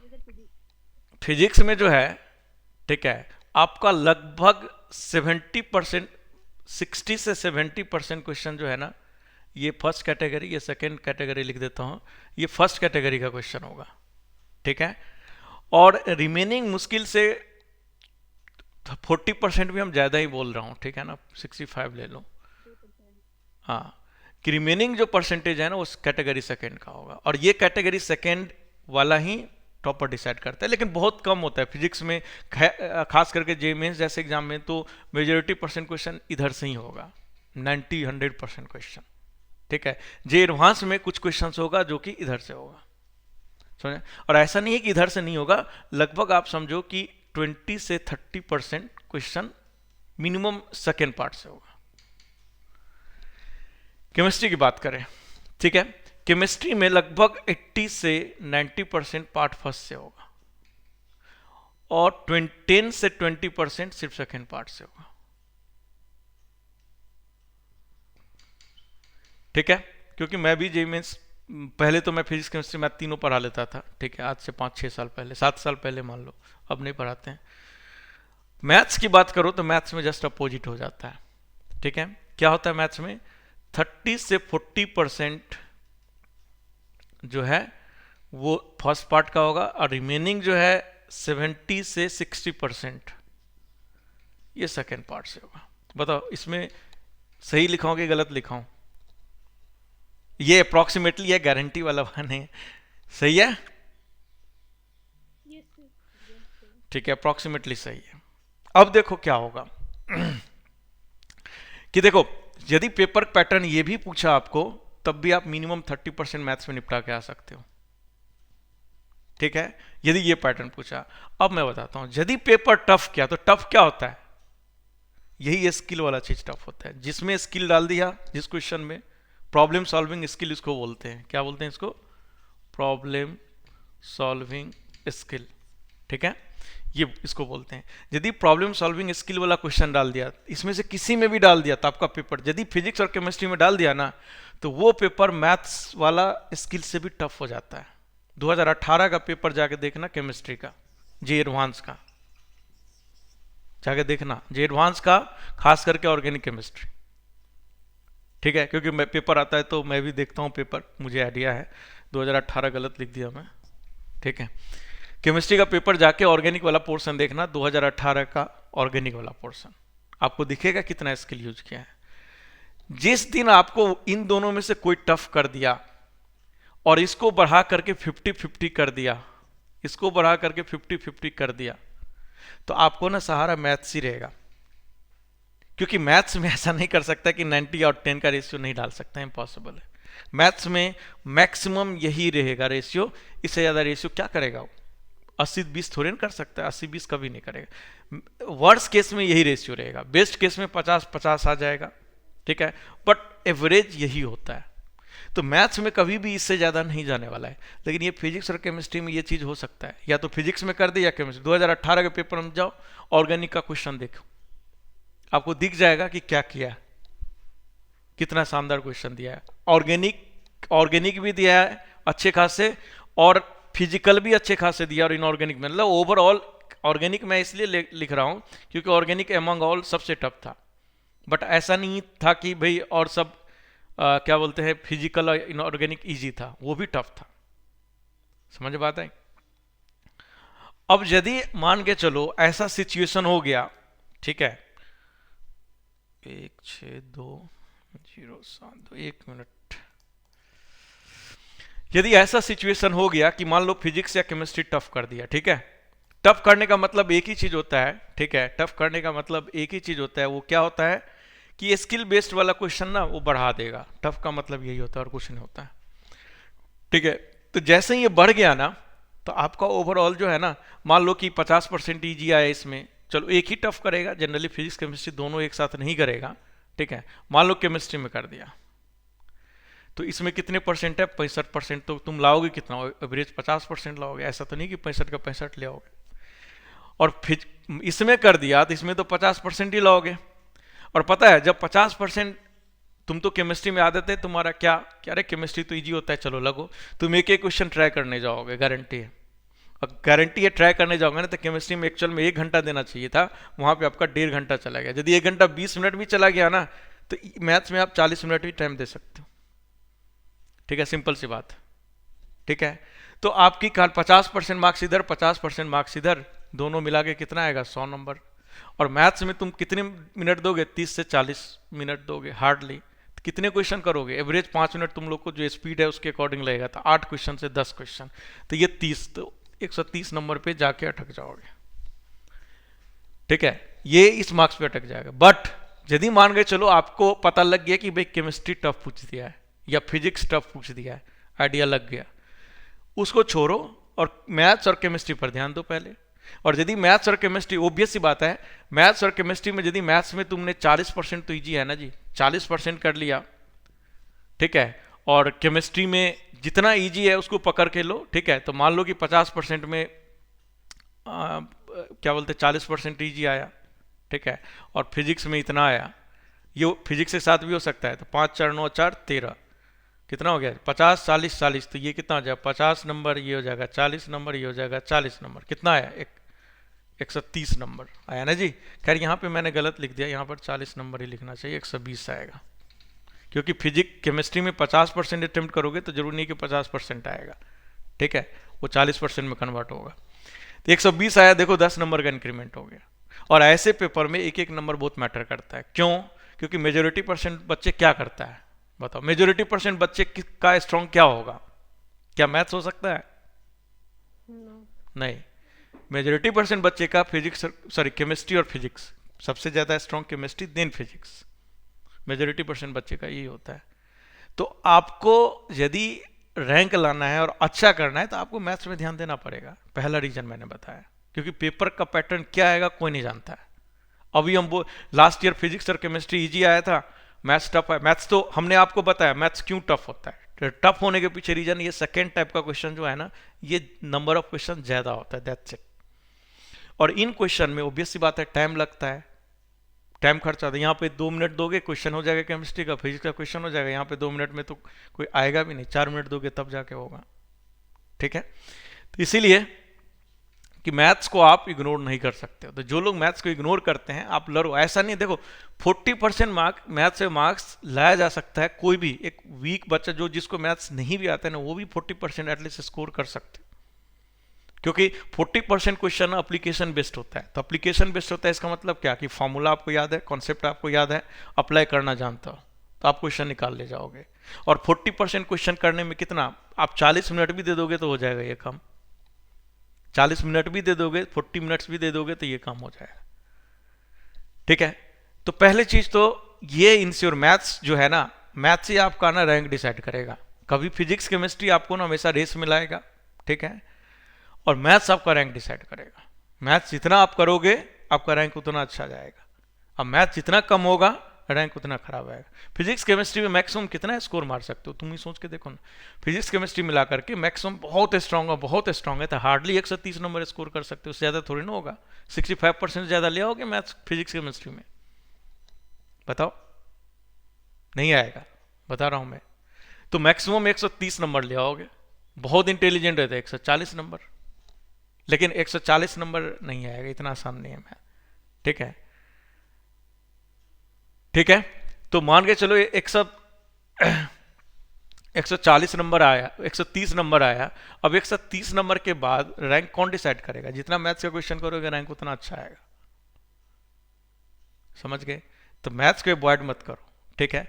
और फिजिक्स केमिस्ट्री में क्या लिखी है, मैथ्स के लिए तो सर फिजिक्स केमिस्ट्री जल्दी करना पड़ता है एग्जाम में, एकदम कौन मना कर रहा है कि नहीं करो, लेकिन आप क्या करते हो, जल्दी ना करके 1.5 घंटे में तो आप, सॉरी 2 घंटे 20 मिनट में तो आप मान के चलो मैथ्स एंड केमिस्ट्री फिजिक्स करोगे, तो सॉरी केमिस्ट्री और फिजिक्स करोगे, तो मैथ्स में कितने देर टाइम दिया आपने? 40 मिनट ही तो दिया। और यही होता है बहुत सारे मेजोरिटी परसेंट बच्चों के साथ, यही होता है, देख लेना करके पेपर, आप खुद को एनालिसिस करना पेपर कि सिर्फ 40 मिनट देते होंगे। अब 40 मिनट में आप कितने क्वेश्चन अटेम्प्ट करोगे? 7-8, उससे ज़्यादा तो नहीं होगा। 8 क्वेश्चन करोगे, 6 क्वेश्चन सही होगा, 6 क्वेश्चन से होगा तो वही 15-20 नंबर आएगा, और वही मार्क्स आ रहा है उन लोगों का, ठीक है। तो पहला रीजन ये है कि आपको यदि रैंक अच्छा करना है तो आपको मैथ्स देखना पड़ेगा, ऐसा नहीं कि मैथ्स को अवॉइड कर सकते हो। और दूसरा रीजन, एक बात बताओ, यदि आपके पास प्रॉब्लम सॉल्विंग स्किल नहीं है तो क्या आप एक अच्छे इंजीनियर कभी बन सकते हो? हैं? No sir. कभी जिंदगी में नहीं बन सकते, भले डिग्री मिल जाए, कुछ भी मिल जाए, क्या बन के रहोगे? एक रोबोट बन के रह जाओगे। रोबोट को जैसे इंस्ट्रक्शन देगा वैसे करके आ जाएगा। सैलरी कोई बड़ी बात नहीं होता है जी, सैलरी सर्टेन पैसे के बाद ना एक फिगर रह जाता है, आपको पता है, ठीक है। तो सैलरी ठीक है, सैलरी होना चाहिए, बट सैलरी कोई बड़ी बात नहीं। तो आप क्या करोगे, आप कभी भी प्रॉब्लम सॉल्विंग स्किल वाला आपके पास दिमाग होगा ही नहीं। क्यों? क्योंकि आपका दिमाग जो है ना उस तरह से, आप मतलब आपका एटीट्यूड ही नहीं है वैसा कि प्रॉब्लम सॉल्विंग स्किल आप में है ही नहीं। होता तो मैथ्स आपका स्ट्रांग होता, ये नहीं है, इस वजह से मैथ स्ट्रांग नहीं है। और आप एक सेकेंड में, ठीक है, रैंक तो होगा ही, ठीक है, रैंक इंप्रूव होगा ही मैथ्स से, और सेकेंड में क्या होगा कि आप कभी भी, ठीक है, प्रॉब्लम सॉल्विंग स्किल आप में नहीं होगा, और कभी भी इंजीनियर आप नहीं बन पाएंगे।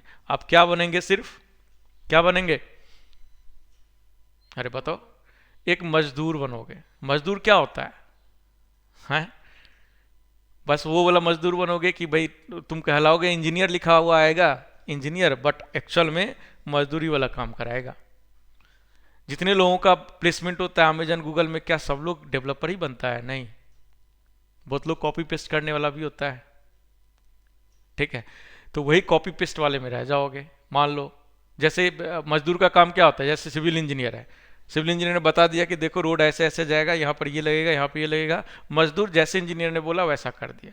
तो आप क्या करोगे? ऑब्वियस बात है, आपके पास तो प्रॉब्लम सॉल्विंग स्किल है ही नहीं, तो आप करोगे क्या वहाँ पर? अब कोई ये बोलेगा कि अरे सर जेईई मेंस एडवांस में तो कैसे भी मार्क्स ले आते हैं, और जब कॉलेज में जाएंगे तब वहाँ डेवलप कर लेंगे। यकीन मानो वहाँ और कुछ नहीं होगा। ठीक है, वहाँ और कुछ नहीं होगा। वहाँ तो और तुम्हें ना फोर्स होना पड़ेगा कि रट्टा मारो, जाके पेपर दो। जो भी आपके सीनियर होगा ना या होगी ना, तो उनसे पूछना, आपको और आइडिया देगा कि वहाँ पर क्या होगा। ठीक है, और प्लस आपका ऐसा एटीट्यूड ही नहीं है, आपका इस तरह का दिमाग ही नहीं बना हुआ है। जब आपका इस तरह का दिमाग ही नहीं बना हुआ है तो क्या होगा, कभी भी आपका दिमाग ना वो काम करने ही नहीं जाएगा, आपको भारी लगेगा हमेशा, बोले अरे यार कौन करेगा, दिमाग एक्टिव ही नहीं रहेगा। तो इसीलिए क्या बोलते हैं, आप मैथ्स को अवॉइड मत करो, समझ बात है? क्योंकि मैथ्स में जितना मतलब आप अब देखो, यदि स्किल आप में आ गया ना, अब छोटा सा एग्जांपल देता हूँ। अब जब 10th क्लास में आपका जो दिमाग था और आज दिमाग है, उसमें डिफरेंस है कि नहीं है? अरे है कि नहीं? क्या डिफरेंस है? क्या डिफरेंस? क्योंकि अब ना थोड़ा सा स्किल डेवलप हो गया तो आप सोच लेते हो क्वेश्चन को, लेकिन 10th क्लास में वही चीज नहीं सोचते थे। तो अब क्यों हो गया? क्योंकि आप उस तरह से थोड़ा सा एफर्ट लगाना स्टार्ट किए, तो और एफर्ट की जरूरत है। ठीक है, और मैथ्स एक बार स्किल वाला क्वेश्चन आपको करने आ गया ना, तो मैं बताता हूं कि फिजिक्स केमिस्ट्री और मैथ तीनों हो जाएगा बहुत तेजली, बहुत आराम से हो जाएगा। समझ गए? ठीक है, तो इसीलिए मैथ्स में टाइम दो। मैं बता रहा हूं कि मैथ्स में सबसे ज्यादा टाइम शुरू से बोल रहा हूं कि देना पड़ता है, और आप लोग ना मैथ्स में सबसे कम टाइम देते। क्यों?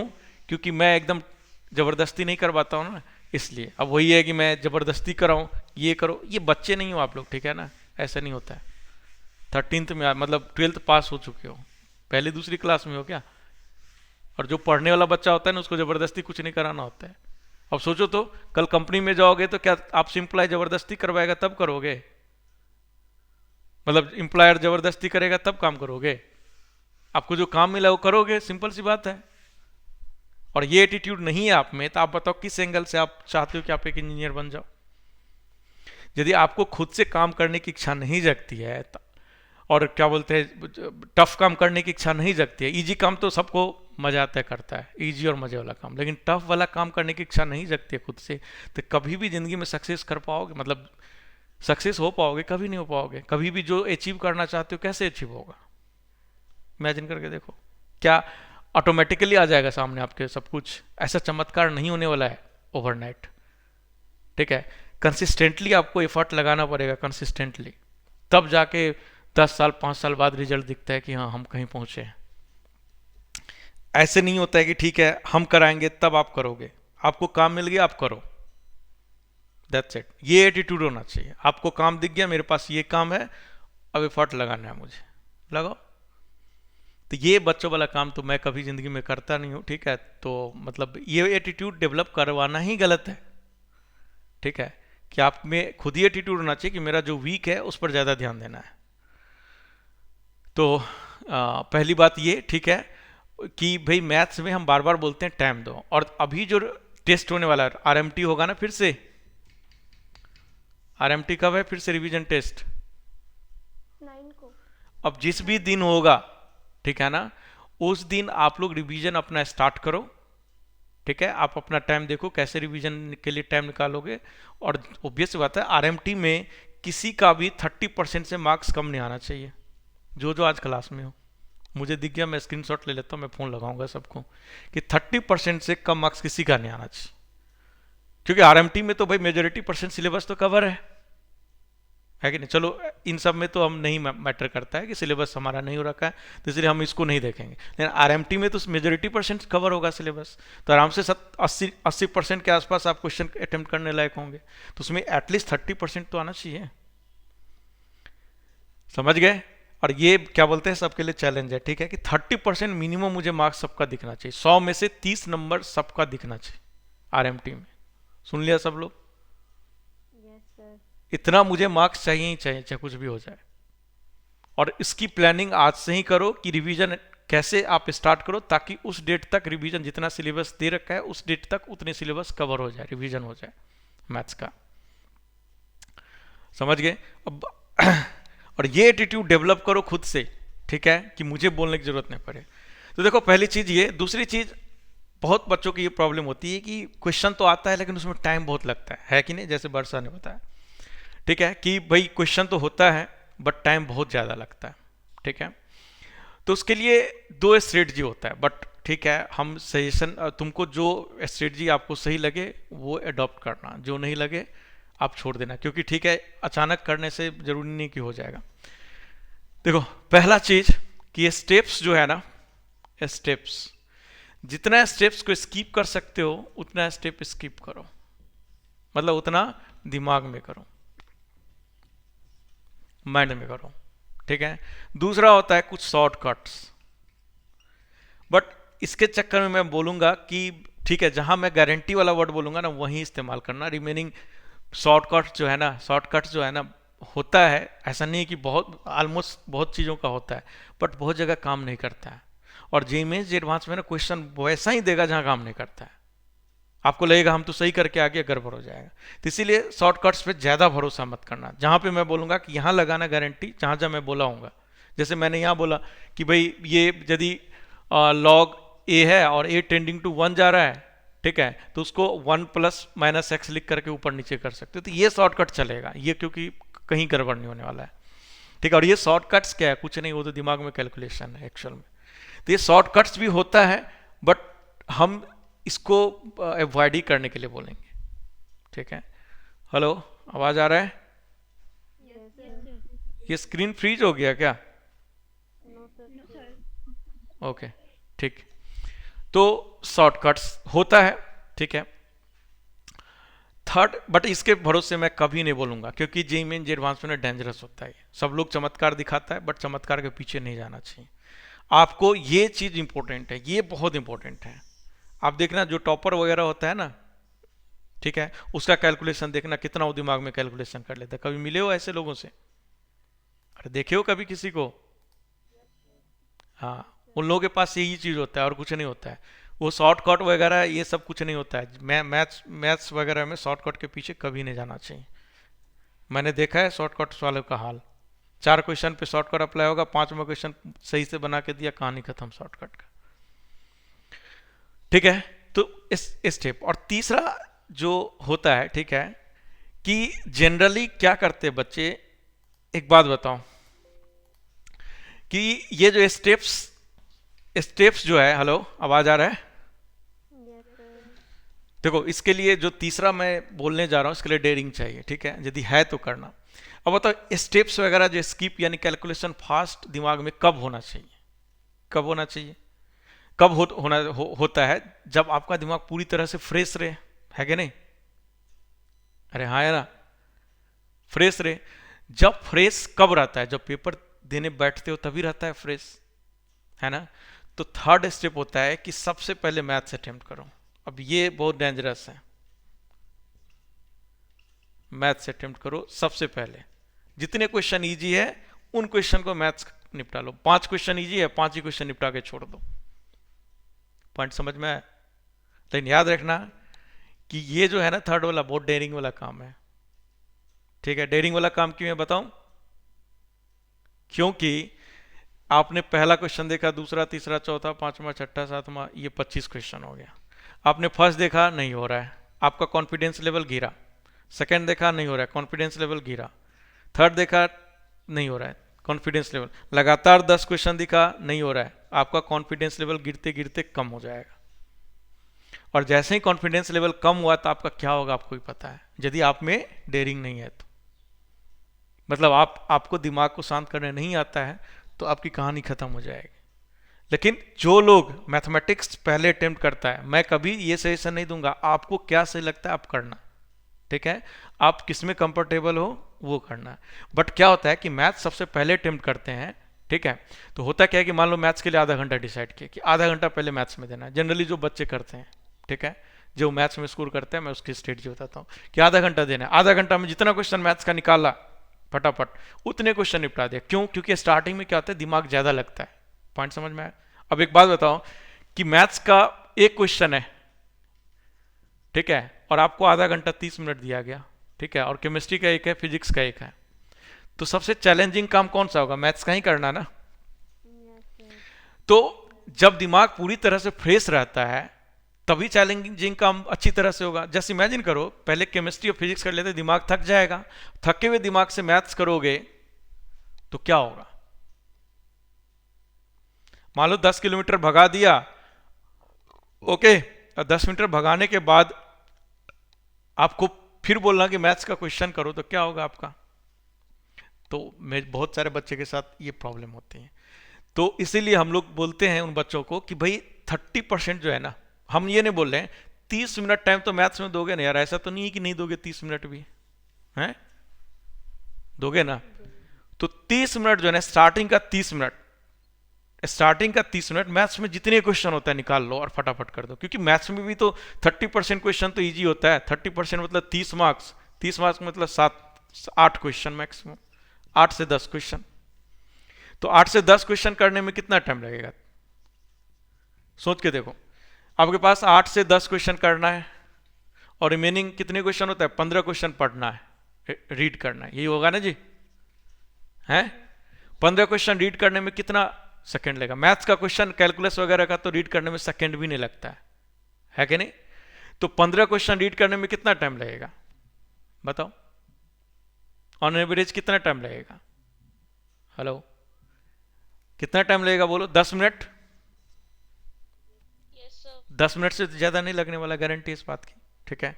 तो सोच के देखो कि 8 क्वेश्चन आपने किया, तो 8 क्वेश्चन 3 मिनट के एवरेज से 24 और 10 34 मिनट। आप स्टार्टिंग में 34 मिनट मैथ्स में लगा सकते हो, तो 34 मिनट का एवरेज 30 मिनट मान लो, 30 मिनट्स मैथ्स में लगाओ और इस चीज को अपने दिमाग पे हावी मत होने दो, ठीक है। किस चीज को? कि भाई आपका कॉन्फिडेंस, मतलब क्वेश्चन नहीं हुआ तो आपका कॉन्फिडेंस लेवल गिर गया, इस चीज को मत हावी होने दो, ये चीज, क्योंकि ये बहुत काम करता है। ये मेजोरिटी % बच्चों के साथ यही वाली प्रॉब्लम होती है, ठीक है ना। यदि पूरे एग्जाम के दौरान वो कॉन्फिडेंट रहना, तो मैं गारंटी देता हूँ, गारंटी, उस बच्चे का पेपर बहुत अच्छा जाएगा।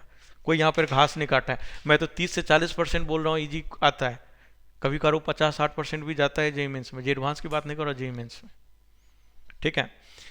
तो सोच करके देखो कि यदि आपने 8 से 10 क्वेश्चन भी निकाल दिया तो 30 मार्क्स गारंटी हो गया, ठीक है। 8 क्वेश्चन निकाल दिया तो 8 चौके 32 होता है, 30 मार्क्स, 30 मार्क्स नहीं तो 25 मार्क्स तो गारंटी है ना जी, ठीक है। एक क्वेश्चन गलत भी हो गया तो 5 मार्क्स चला गया, तो 27 मार्क्स आए। 2 क्वेश्चन गलत हो गया तो 4 दूना 8, 32 में से 22 मार्क्स, तो 22 मार्क्स तो फिक्स हो गया आपका। अब फिजिक्स देखो और केमिस्ट्री देखो, और फिजिक्स और केमिस्ट्री में जितना कर सकते हो एकदम करो, ट्राई करो कि मैक्सिमम। लेकिन याद रखना, फिजिक्स और केमिस्ट्री में कौन कौन ऐसे लोग हैं जो एक एक क्वेश्चन में 10 मिनट लगा देते हो? कौन कौन ऐसे लोग हैं? मतलब 6 से 10 मिनट कौन कौन लोग लगा देते हो, अब फिर भी आंसर नहीं आता है? होता है कि नहीं होता है ऐसा? होता है। फिजिक्स के क्वेश्चन में मोस्टली होता होगा, और केमिस्ट्री में भी 2-4 क्वेश्चन ऐसा आता होगा, गारंटी।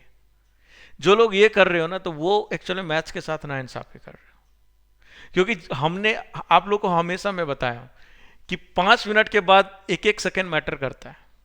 यदि 4 से 5 मिनट किसी क्वेश्चन में लगा दिया और अभी भी अनसर्टेन है कि अगले मिनट में आंसर नहीं आएगा, उस क्वेश्चन को छोड़ देना चाहिए, ठीक है।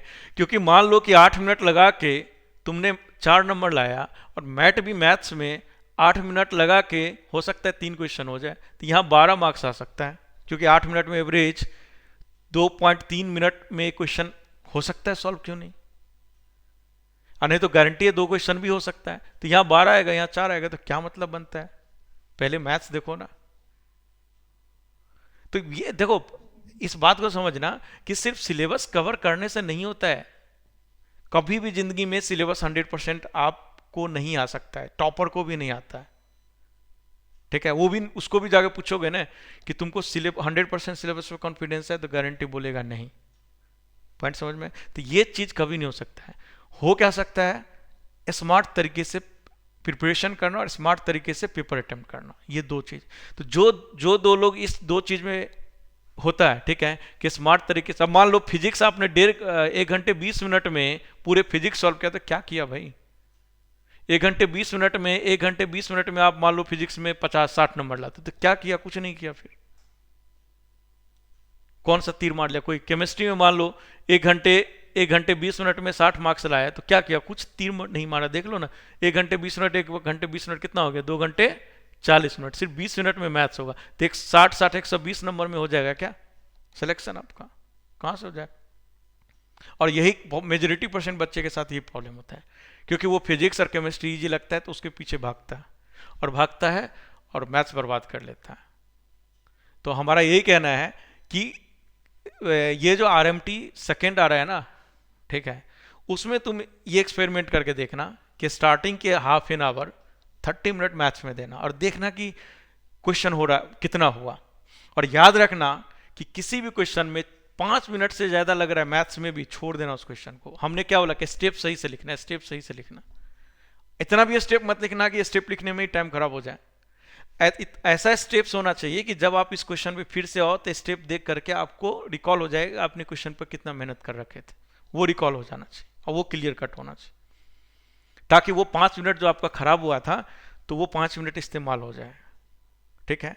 और इस तरह से आप पेपर अटेम्प्ट करके देखो। मैं बताता हूँ, मैथ्स में मार्क्स 30-40 मार्क्स लाना, 30 से 50 के बीच में लाना कोई बड़ी बात नहीं होता है। हमने देखा है कि मतलब जिसको मैथ्स नहीं भी आता है उन बच्चों के भी 30 से 50 के बीच में आ जाता है। और जैसे ही देखो ना 60-60 तुमने फिजिक्स और इसमें ले आया और 30 भी ले आया तो 150 चला गया, आपका हो गया काम। समझ गए? 60-60-30 हो गया ना 150। मान लो कि फिजिक्स और केमिस्ट्री में 35 लेके आया, 35-40 लेके आया, कितना हो गया? 85। और मैथ्स में 30 भी लेके आया तो हो गया, 25 भी लेके आया तो हो गया ना, 5-5-10 8-10 11 110। जो SC ST से बिलोंग करते हो गारंटी सिलेक्शन है, 100+ में गारंटी अच्छा कॉलेज मिल जाएगा, अच्छा NIT मिल जाएगा। SC ST वाले को बोल रहा हूँ। और OBC वाले को 130+ में गारंटी कॉलेज मिल जाएगा, गारंटी। जनरल वाले का इसी साल देखो ना 40,000 रैंक था तो भी अच्छा कॉलेज मिल गया। NIT दिल्ली में इसी ब्रांच मिल रहा था, 40 नहीं, इनफैक्ट 45-46 हजार रैंक था, 46,000 रैंक था। NIT दिल्ली में इस ट्रिपल ब्रांच मिला था, इलेक्ट्रिकल इलेक्ट्रॉनिक्स ब्रांच, 46-47 हजार था। कितने परसेंटाइल था इसका परसेंटाइल था लगभग 96। और 96 परसेंटाइल कितने मार्क्स पर आता है? वही 130 के आसपास। तो यही मैं बता रहा हूं आपको, ठीक है, कि मैथ्स को अवॉइड मत करो, ठीक है। मैथ्स का स्ट्रेटजी नहीं वर्क कर रहा है, ये स्ट्रेटजी, तो स्ट्रेटजी चेंज करो, स्मार्ट तरीके से पेपर अटेम्प्ट करो, ठीक है। मैथ्स ऐसा कुछ नहीं है कि बहुत टफ होता है, ठीक है। 50 पता है ना, 30 से 50% मार्क्स ना मैथ्स में इजीली ला सकते हो, कोई भी ला सकते हो। कोई भी पेपर देख लो आप, JMS का पेपर उठाओ, प्रीवियस ईयर का जितना सिलेबस हो रखा है उसके अकॉर्डिंग देखो एक बार, आपको दिखेगा कि ला सकते हो कि नहीं ला सकते हो।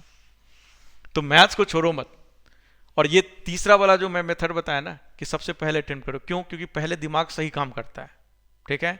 और सही दिमाग काम करते वक्त में यदि आपने टफ काम कर लिया, ठीक है, तो इजी काम तो थके हुए भी दिमाग से कर सकते हो। तुम ही सोच के देखो ना भाई, आपका दिमाग मतलब टफ काम मतलब थके हुए दिमाग से होगा या इजी काम थके हुए दिमाग से होगा? बताओ। बस सिंपल सी बात, सोच के देखो। अब आप लोग उल्टा करते हो कि आप थके हुए दिमाग से जाके टफ काम करते हो, तो कभी वो काम होगा? कभी नहीं होने वाला है। तो आप लोग पेपर अटेम्प्ट सही से नहीं करते हो, सीरियसली बता रहा हूं। पहली बात ये, और दूसरी बात मैथ से डरते हो। ये दो ही रीजन है और कुछ नहीं। मैथ्स में टाइम कम करने का पीछे एक ही चीज है, आपकी मैथ्स में जितनी प्रैक्टिस होगी ना आपका टाइम उतना कम होते जाएगा। प्रैक्टिस चाहिए मैथ्स में, क्या बोलते हैं, टाइम कम करने के लिए। क्योंकि देखो टाइम कितने क्वेश्चन में लगता है? 7 से 8 क्वेश्चन में टाइम नहीं लगेगा। रिमेनिंग जो 10 से 15 क्वेश्चन होता है उसमें टाइम लगता है। और उसमें भी आपको भी पता है कि 10 से 15 क्वेश्चन, 25 के 25 क्वेश्चन मैथ्स में अटेम्प्ट करना आसान नहीं है। टारगेट रखो कि 15 से 20 क्वेश्चन के बीच में मैथ्स में निपटाना है। तो 15 से 20 क्वेश्चन, मान लेता हूं कि बीच का पकड़ता हूं 18 क्वेश्चन मैथ्स में निपटाना है, 18 क्वेश्चन, 60 मिनट आप यदि देते हो तो एवरेज कितना मिनट पड़ा एक क्वेश्चन पे? 3 पॉइंट समथिंग मिनट पड़ा। अरे पड़ा ना?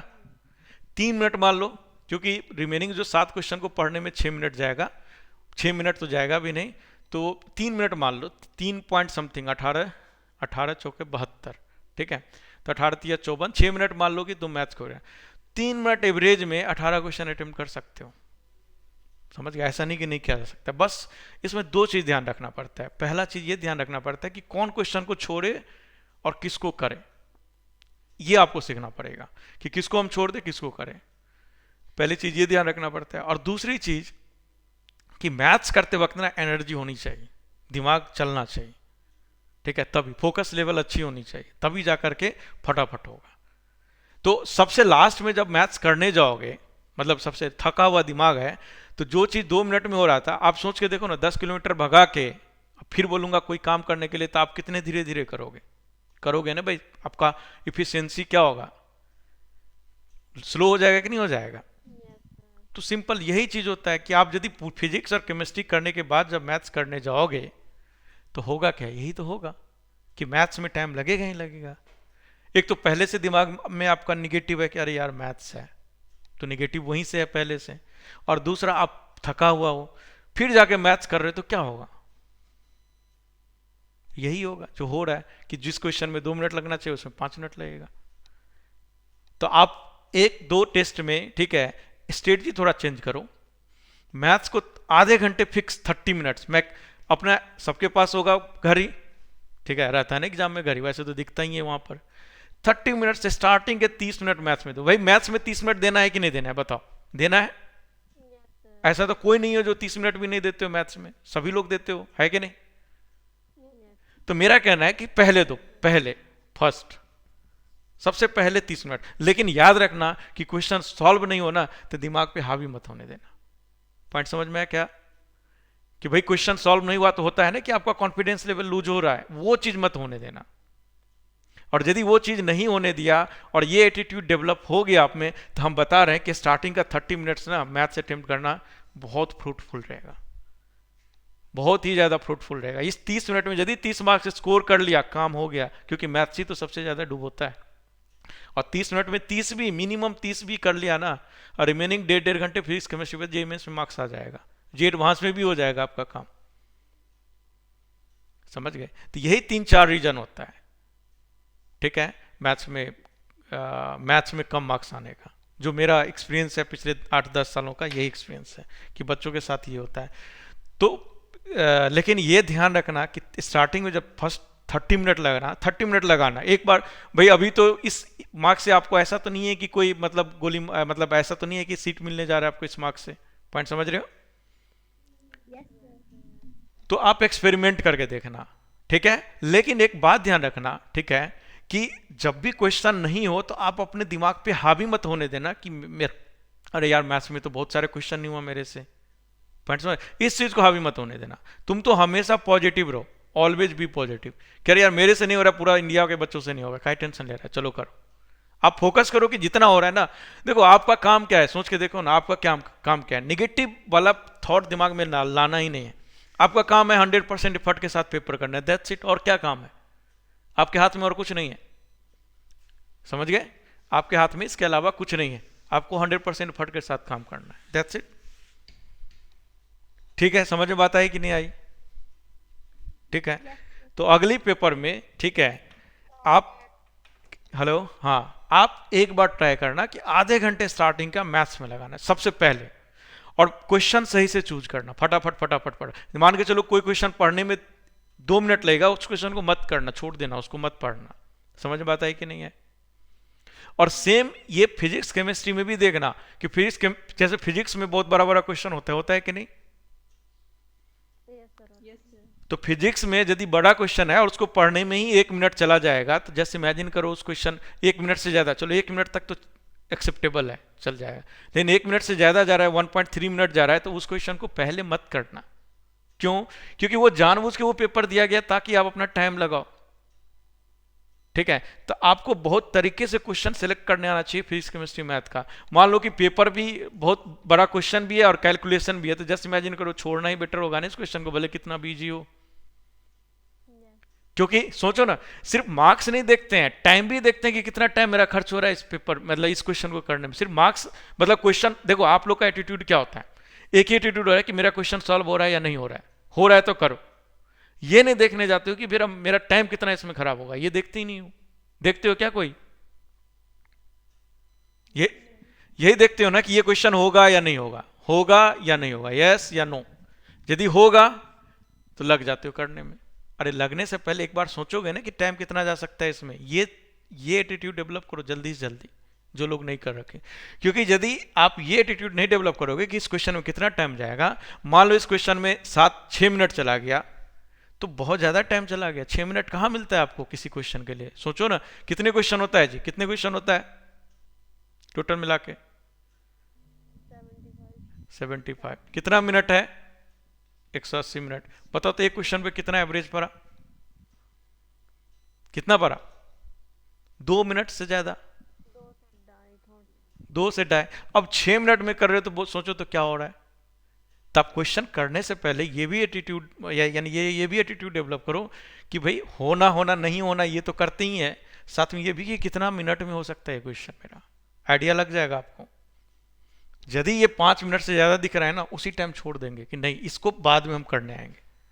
क्वेश्चन पढ़ने से पहले ही डिसाइड करो। मान लो कि आधे पेज फिजिक्स का क्वेश्चन है, आधे पेज में क्वेश्चन है, अब देखने से लग रहा है यार पढ़ने में ही मेरा 1 मिनट 1.5 मिनट चला जाएगा, तो ऑब्वियस है यदि 1 मिनट आपका पढ़ने में चला जाएगा तो इस बात की गारंटी है कि एटलीस्ट 1 से 1.5 मिनट करने में जाएगा, जाएगा ना जी। तो 2.5-3 मिनट लग रहा है। और चलो पढ़ा हमने, चलो 2.5-3 मिनट एक्सेप्टेबल है कि 3 मिनट के अंदर क्वेश्चन करना है हमें, चलो एक्सेप्टेबल है। लेकिन पढ़ा और देखा कि अरे यार इसमें तो कैलकुलेशन भी है, और कैलकुलेशन है तो ऑब्वियस सी बात है वो ज़्यादा टाइम लगेगा। और मान लो कि वो क्वेश्चन अब 5 मिनट में हो रहा है, तुम छोड़ दो उस क्वेश्चन को, स्किप कर दो। जितना पढ़े हो उसके अकॉर्डिंग अपना डेटा देखो, जब भी क्वेश्चन रीड करो तो डेटा फटाफट लिख लेना, ठीक है, अपने रफ पर, ताकि अगली बार जब आओ तो उन डेटा लिखा हुआ इजीली मिल जाए, तो आप इजीली रिकॉल कर लो क्वेश्चन को। तो आपको ना पेपर अटेम्प्ट करना, देखो सिलेबस सही नहीं होता है, समझ गए? पेपर अटेम्प्ट करने स्मार्ट तरीके से आपको पेपर अटेम्प्ट करने आना चाहिए, स्मार्ट तरीके से आपको रिवीजन करने आना चाहिए, समझ आती? ये 2 चीज, ठीक है, कि रिवीजन आपका एकदम प्रॉपर होना चाहिए। क्योंकि बहुत क्वेश्चन तो आपका इसलिए नहीं होगा क्योंकि आपका रिवीजन प्रॉपर नहीं होगा। तो देखिए मेरा इतना बोलने के पीछे एक ही मकसद था, ठीक है, वो ये कि मैथ्स के पेपर में स्टार्टिंग का 30 मिनट देने का एटीट्यूड डेवलप करो, ठीक है, स्टार्टिंग का 30 मिनट्स। क्योंकि स्टार्टिंग का 30 मिनट्स क्या होता है, आपका एनर्जी लेवल 100% होता है, आपका मोटिवेशन लेवल 100% होता है, ठीक है। और उस टाइम पे ठीक है, मार्च में मुझे नहीं लगता होगा, ठीक है, अब जब भी हो देख लेते हैं कब होता है, कोई मतलब नहीं है फालतू उस डिबेट में जाना। तो स्टार्टिंग का 30 मिनट दो, लेकिन उस बात से क्वेश्चन नहीं हो, भले 5 ही क्वेश्चन, मतलब 30 मिनट्स दिया, ठीक है, 5 ही क्वेश्चन हो, 6 ही क्वेश्चन, लेकिन 5 क्वेश्चन ही मैथ्स में होना इतना बहुत अच्छी बात है। पॉइंट समझ रहे हो?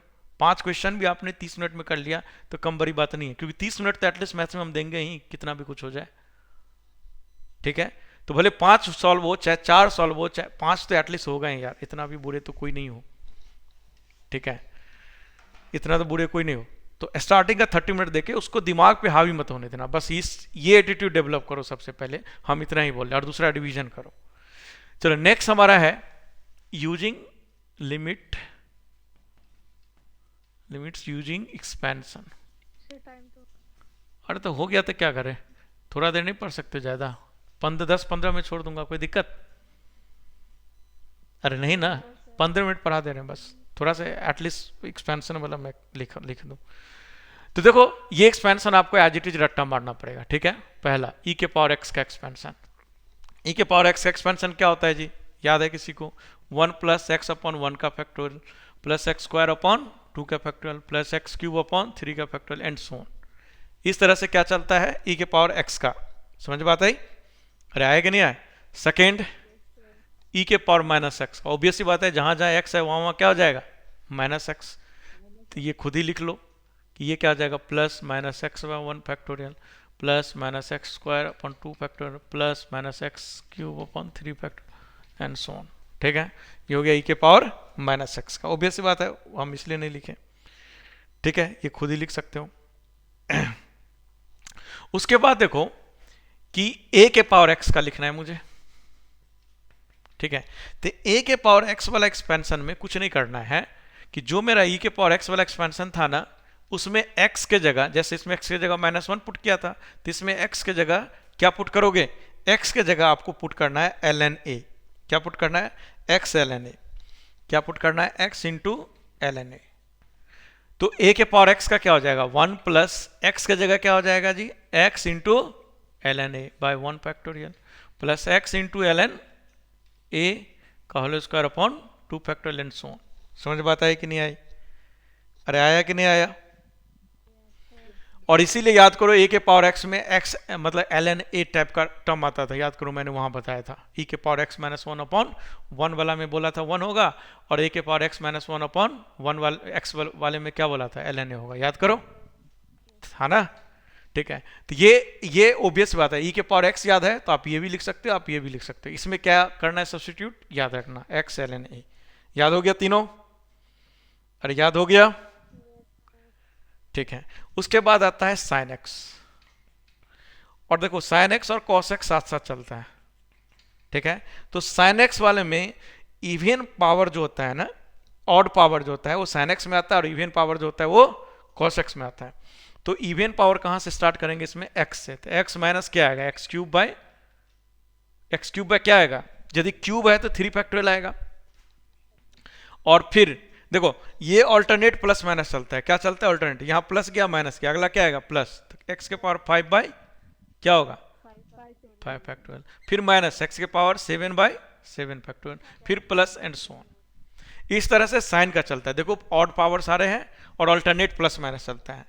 अब रिमेनिंग जो बच गया ना वो कॉस में सेम स्टोरी से चलेगा, तो रिमेनिंग क्या बचेगा 1, देखो ई के पावर एक्स में क्या बचेगा 1, तो 1 ये प्लस आया था, अगला वाला क्या होगा माइनस, तो माइनस कौन आएगा एक्स स्क्वायर बाय 2 फैक्टोरियल, फिर प्लस एक्स के पावर 4 बाय 4 फैक्टोरियल, फिर माइनस एक्स के पावर 6 बाय 6 फैक्टोरियल, फिर प्लस एंड सो ऑन। समझ में आया कि नहीं। तो साइन और कॉस को देखो एक साथ चल रहा है कि नहीं चल रहा है, यदि साइन आपको याद है तो आप कॉस भी लिख सकते हो। समझ में बात आई कि नहीं आई, अरे हाँ है ना, ठीक है। अब next 6 tan x, tan x में क्या होता है, x प्लस tan x का अलग से ही होता है तो इसको याद रखना, x plus X cube bye, ठीक है 3 प्लस 2x के पावर 5 बाय, याद रखना पावर ऑड ही होता है क्योंकि साइन का ऑड होता है तो tan का भी ऑड ही होगा, प्लस 2/15 इंटू एक्स के पावर 5। बस ये 3 ही याद रखना, जनरली जो हमें जो जरूरत पड़ेगी ये 3 का ही जरूरत पड़ेगी, तो 3 से ज्यादा की ना तो बुक में लिखा रहता है ना आपको याद रखना है, ठीक है। 3 जहां भी आ जाएगा काफी है, ये 3 से अपना काम हो जाएगा, समझ गई। तो ये 3 वैल्यू याद रखना, x cube by 3 plus 2/15 x के पावर 5, ये 3 से अपना काम हर जगह चल जाएगा। सुन लिया सब लोग, ठीक है। अब आता है ln 1 plus x, ln 1 plus x, यदि ln 1 प्लस एक्स होगा, ठीक है, तो ये क्या कैसे काम करेगा, देखो e के पावर x में 1 से स्टार्ट होता है, इसमें x से स्टार्ट होगा, तो x minus x square by 2, ठीक है, प्लस एक्स क्यूब बाय 3, और फिर देखो ये प्लस हुआ माइनस हुआ, प्लस हुआ माइनस हुआ, नहीं इसमें फैक्टोरियल नहीं आएगा, ln वाला में विदाउट फैक्टोरियल आएगा। समझ बात आई, x4 by 4 plus and so on up to infinity तक जाएगा सभी इन्फिनिटी तक जाएगा, समझ गए, ठीक है। ये तो ये हो गया ln 1 प्लस एक्स, याद रखना x इसमें फैक्टोरियल नहीं होता है, इसमें फैक्टोरियल नहीं होता है, फैक्टोरियल 10 में भी नहीं होता है, यहीं तक फैक्टोरियल होता है, समझ गई, याद रखना है। और सब एकदम कोरिलेटेड है, ये अभी के अभी याद हो जाना चाहिए, ठीक है। और यदि मैं ये हो गया कौन सा नंबर 7, यदि मैं आपको ये पूछूं ln 1 माइनस एक्स, ठीक है, यदि ln 1 माइनस एक्स है तो ऑब्वियस सी बात है कि देखो इस x के जगह क्या पुट हो जाएगा माइनस एक्स, तो यहाँ क्या हो जाएगा माइनस एक्स, माइनस क्या हो जाएगा एक्स स्क्वायर बाय 2, माइनस क्या हो जाएगा एक्स क्यूब बाय 3, माइनस क्या हो जाएगा एक्स बाय 4, और minus and so on up to infinity. हो जाएगा कि नहीं हो जाएगा, बोलो हाँ या ना, हो जाएगा। लास्ट यदि log बेस ax रहेगा तो इसको मैं क्या लिख सकता हूँ, log बेस ax को क्या लिख सकता हूँ, ln 1 plus x upon log base e A लिख सकता हूं कि नहीं? ठीक है। Yes sir. अब ये वाला एक्सपेंशन हम जानते हैं, वो वाला एक्सपेंशन लिख देंगे, तो ये क्या हो जाएगा ln cos बेस एक्स। समझ में आया कि नहीं आया? बोलो हाँ या ना। आगे ये टोटल नो एक्सपेंशन है, ये नो एक्सपेंशन याद रखोगे आपका काम हो जाएगा पूरी कैलकुलस में। पूरी समझ में आया? बताइए सर, क्या वाला? लास्ट वाला एक बार और भाई बताइए। लॉग बेस ए है, तो लॉग बेस ए से हम, सॉरी गलत लिख दिया, लॉग बेस 1 प्लस एक्स होगा। ठीक है, तो लॉग बेस 1 प्लस एक्स है, तो log base A 1 plus x को क्या लिख सकता हूँ? ln 1 plus x upon log base e A लिख सकते हैं कि नहीं बेस चेंज फॉर्मूला से? Yes sir. और लॉग ln 1 प्लस एक्स को क्या लिख सकते हैं? ये लिख सकते हैं। जी सर। और ln, ये जो नीचे में ln a है, ln a को हम क्या कर सकते हैं? कॉमन ले सकते हैं, तो लॉग बेस ए प्लस 1 प्लस एक्स को हम इस तरह से कन्वर्ट कर सकते हैं। समझ में आया कि नहीं आया? यस सर, आगे सर। सबको आ गया समझ में? तो देखो ये जो एक्सपेंशन है ये एज इट इज याद रखना पड़ेगा, मैंने याद रखने का तरीका ही बताया। देखो ये तीनों क्या है? आपस में कोरिलेटेड है कि नहीं? फिर ये दोनों आपस में क्या है? कोरिलेटेड है। tan x वाला आपको इंडिपेंडेंटली याद रखना है, फिर ln x वाला इंडिपेंडेंटली याद रखना है, फिर रिमेनिंग सारा क्या है? कोरिलेटेड है ln 1 प्लस एक्स से। तो मेनली आपको ये, उसके बाद साइन कॉस वाला और e के पावर x, ये तीन याद रखना है, रिमेनिंग तो आप ड्राइव कर सकते हो। समझ में आया कि नहीं आया? जल्दी बोलो। ठीक है, यस सर। क्या बोली? tan x वाला एक बार और बता दो। कौन सा वाला? tan x में क्या है? x plus X cube by 3 plus 2 by 15 into X के पावर 5।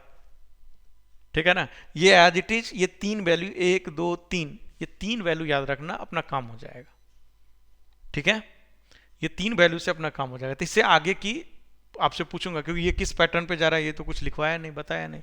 तो अगला यहाँ 2 बाय 15 है, तो अगला क्या होगा थोड़ी नहीं पता है। तो ये तीन से ही अपना काम चल जाएगा, समझ गए? हर जगह। तो इसीलिए तीन वैल्यू याद रखना। अब आता है log base A 1 plus x.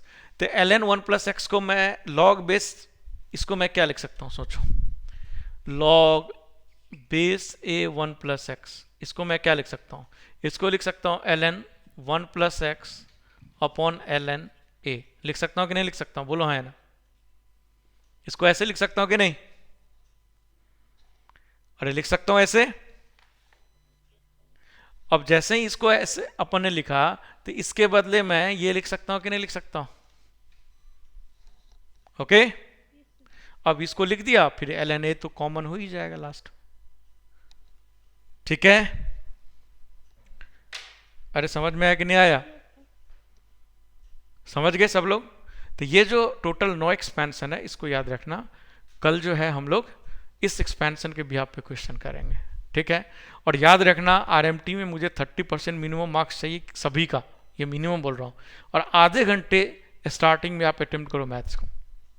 ये दो स्ट्रेटजी के साथ आप पेपर देने जाओ, मुझे चाहिए 30% मार्क्स। ठीक है, सुन लिया सब लोग? चलो तो आज के लिए इतना ही रखते हैं, कल मिलते हैं। Thank you. Thank you. Thank you sir.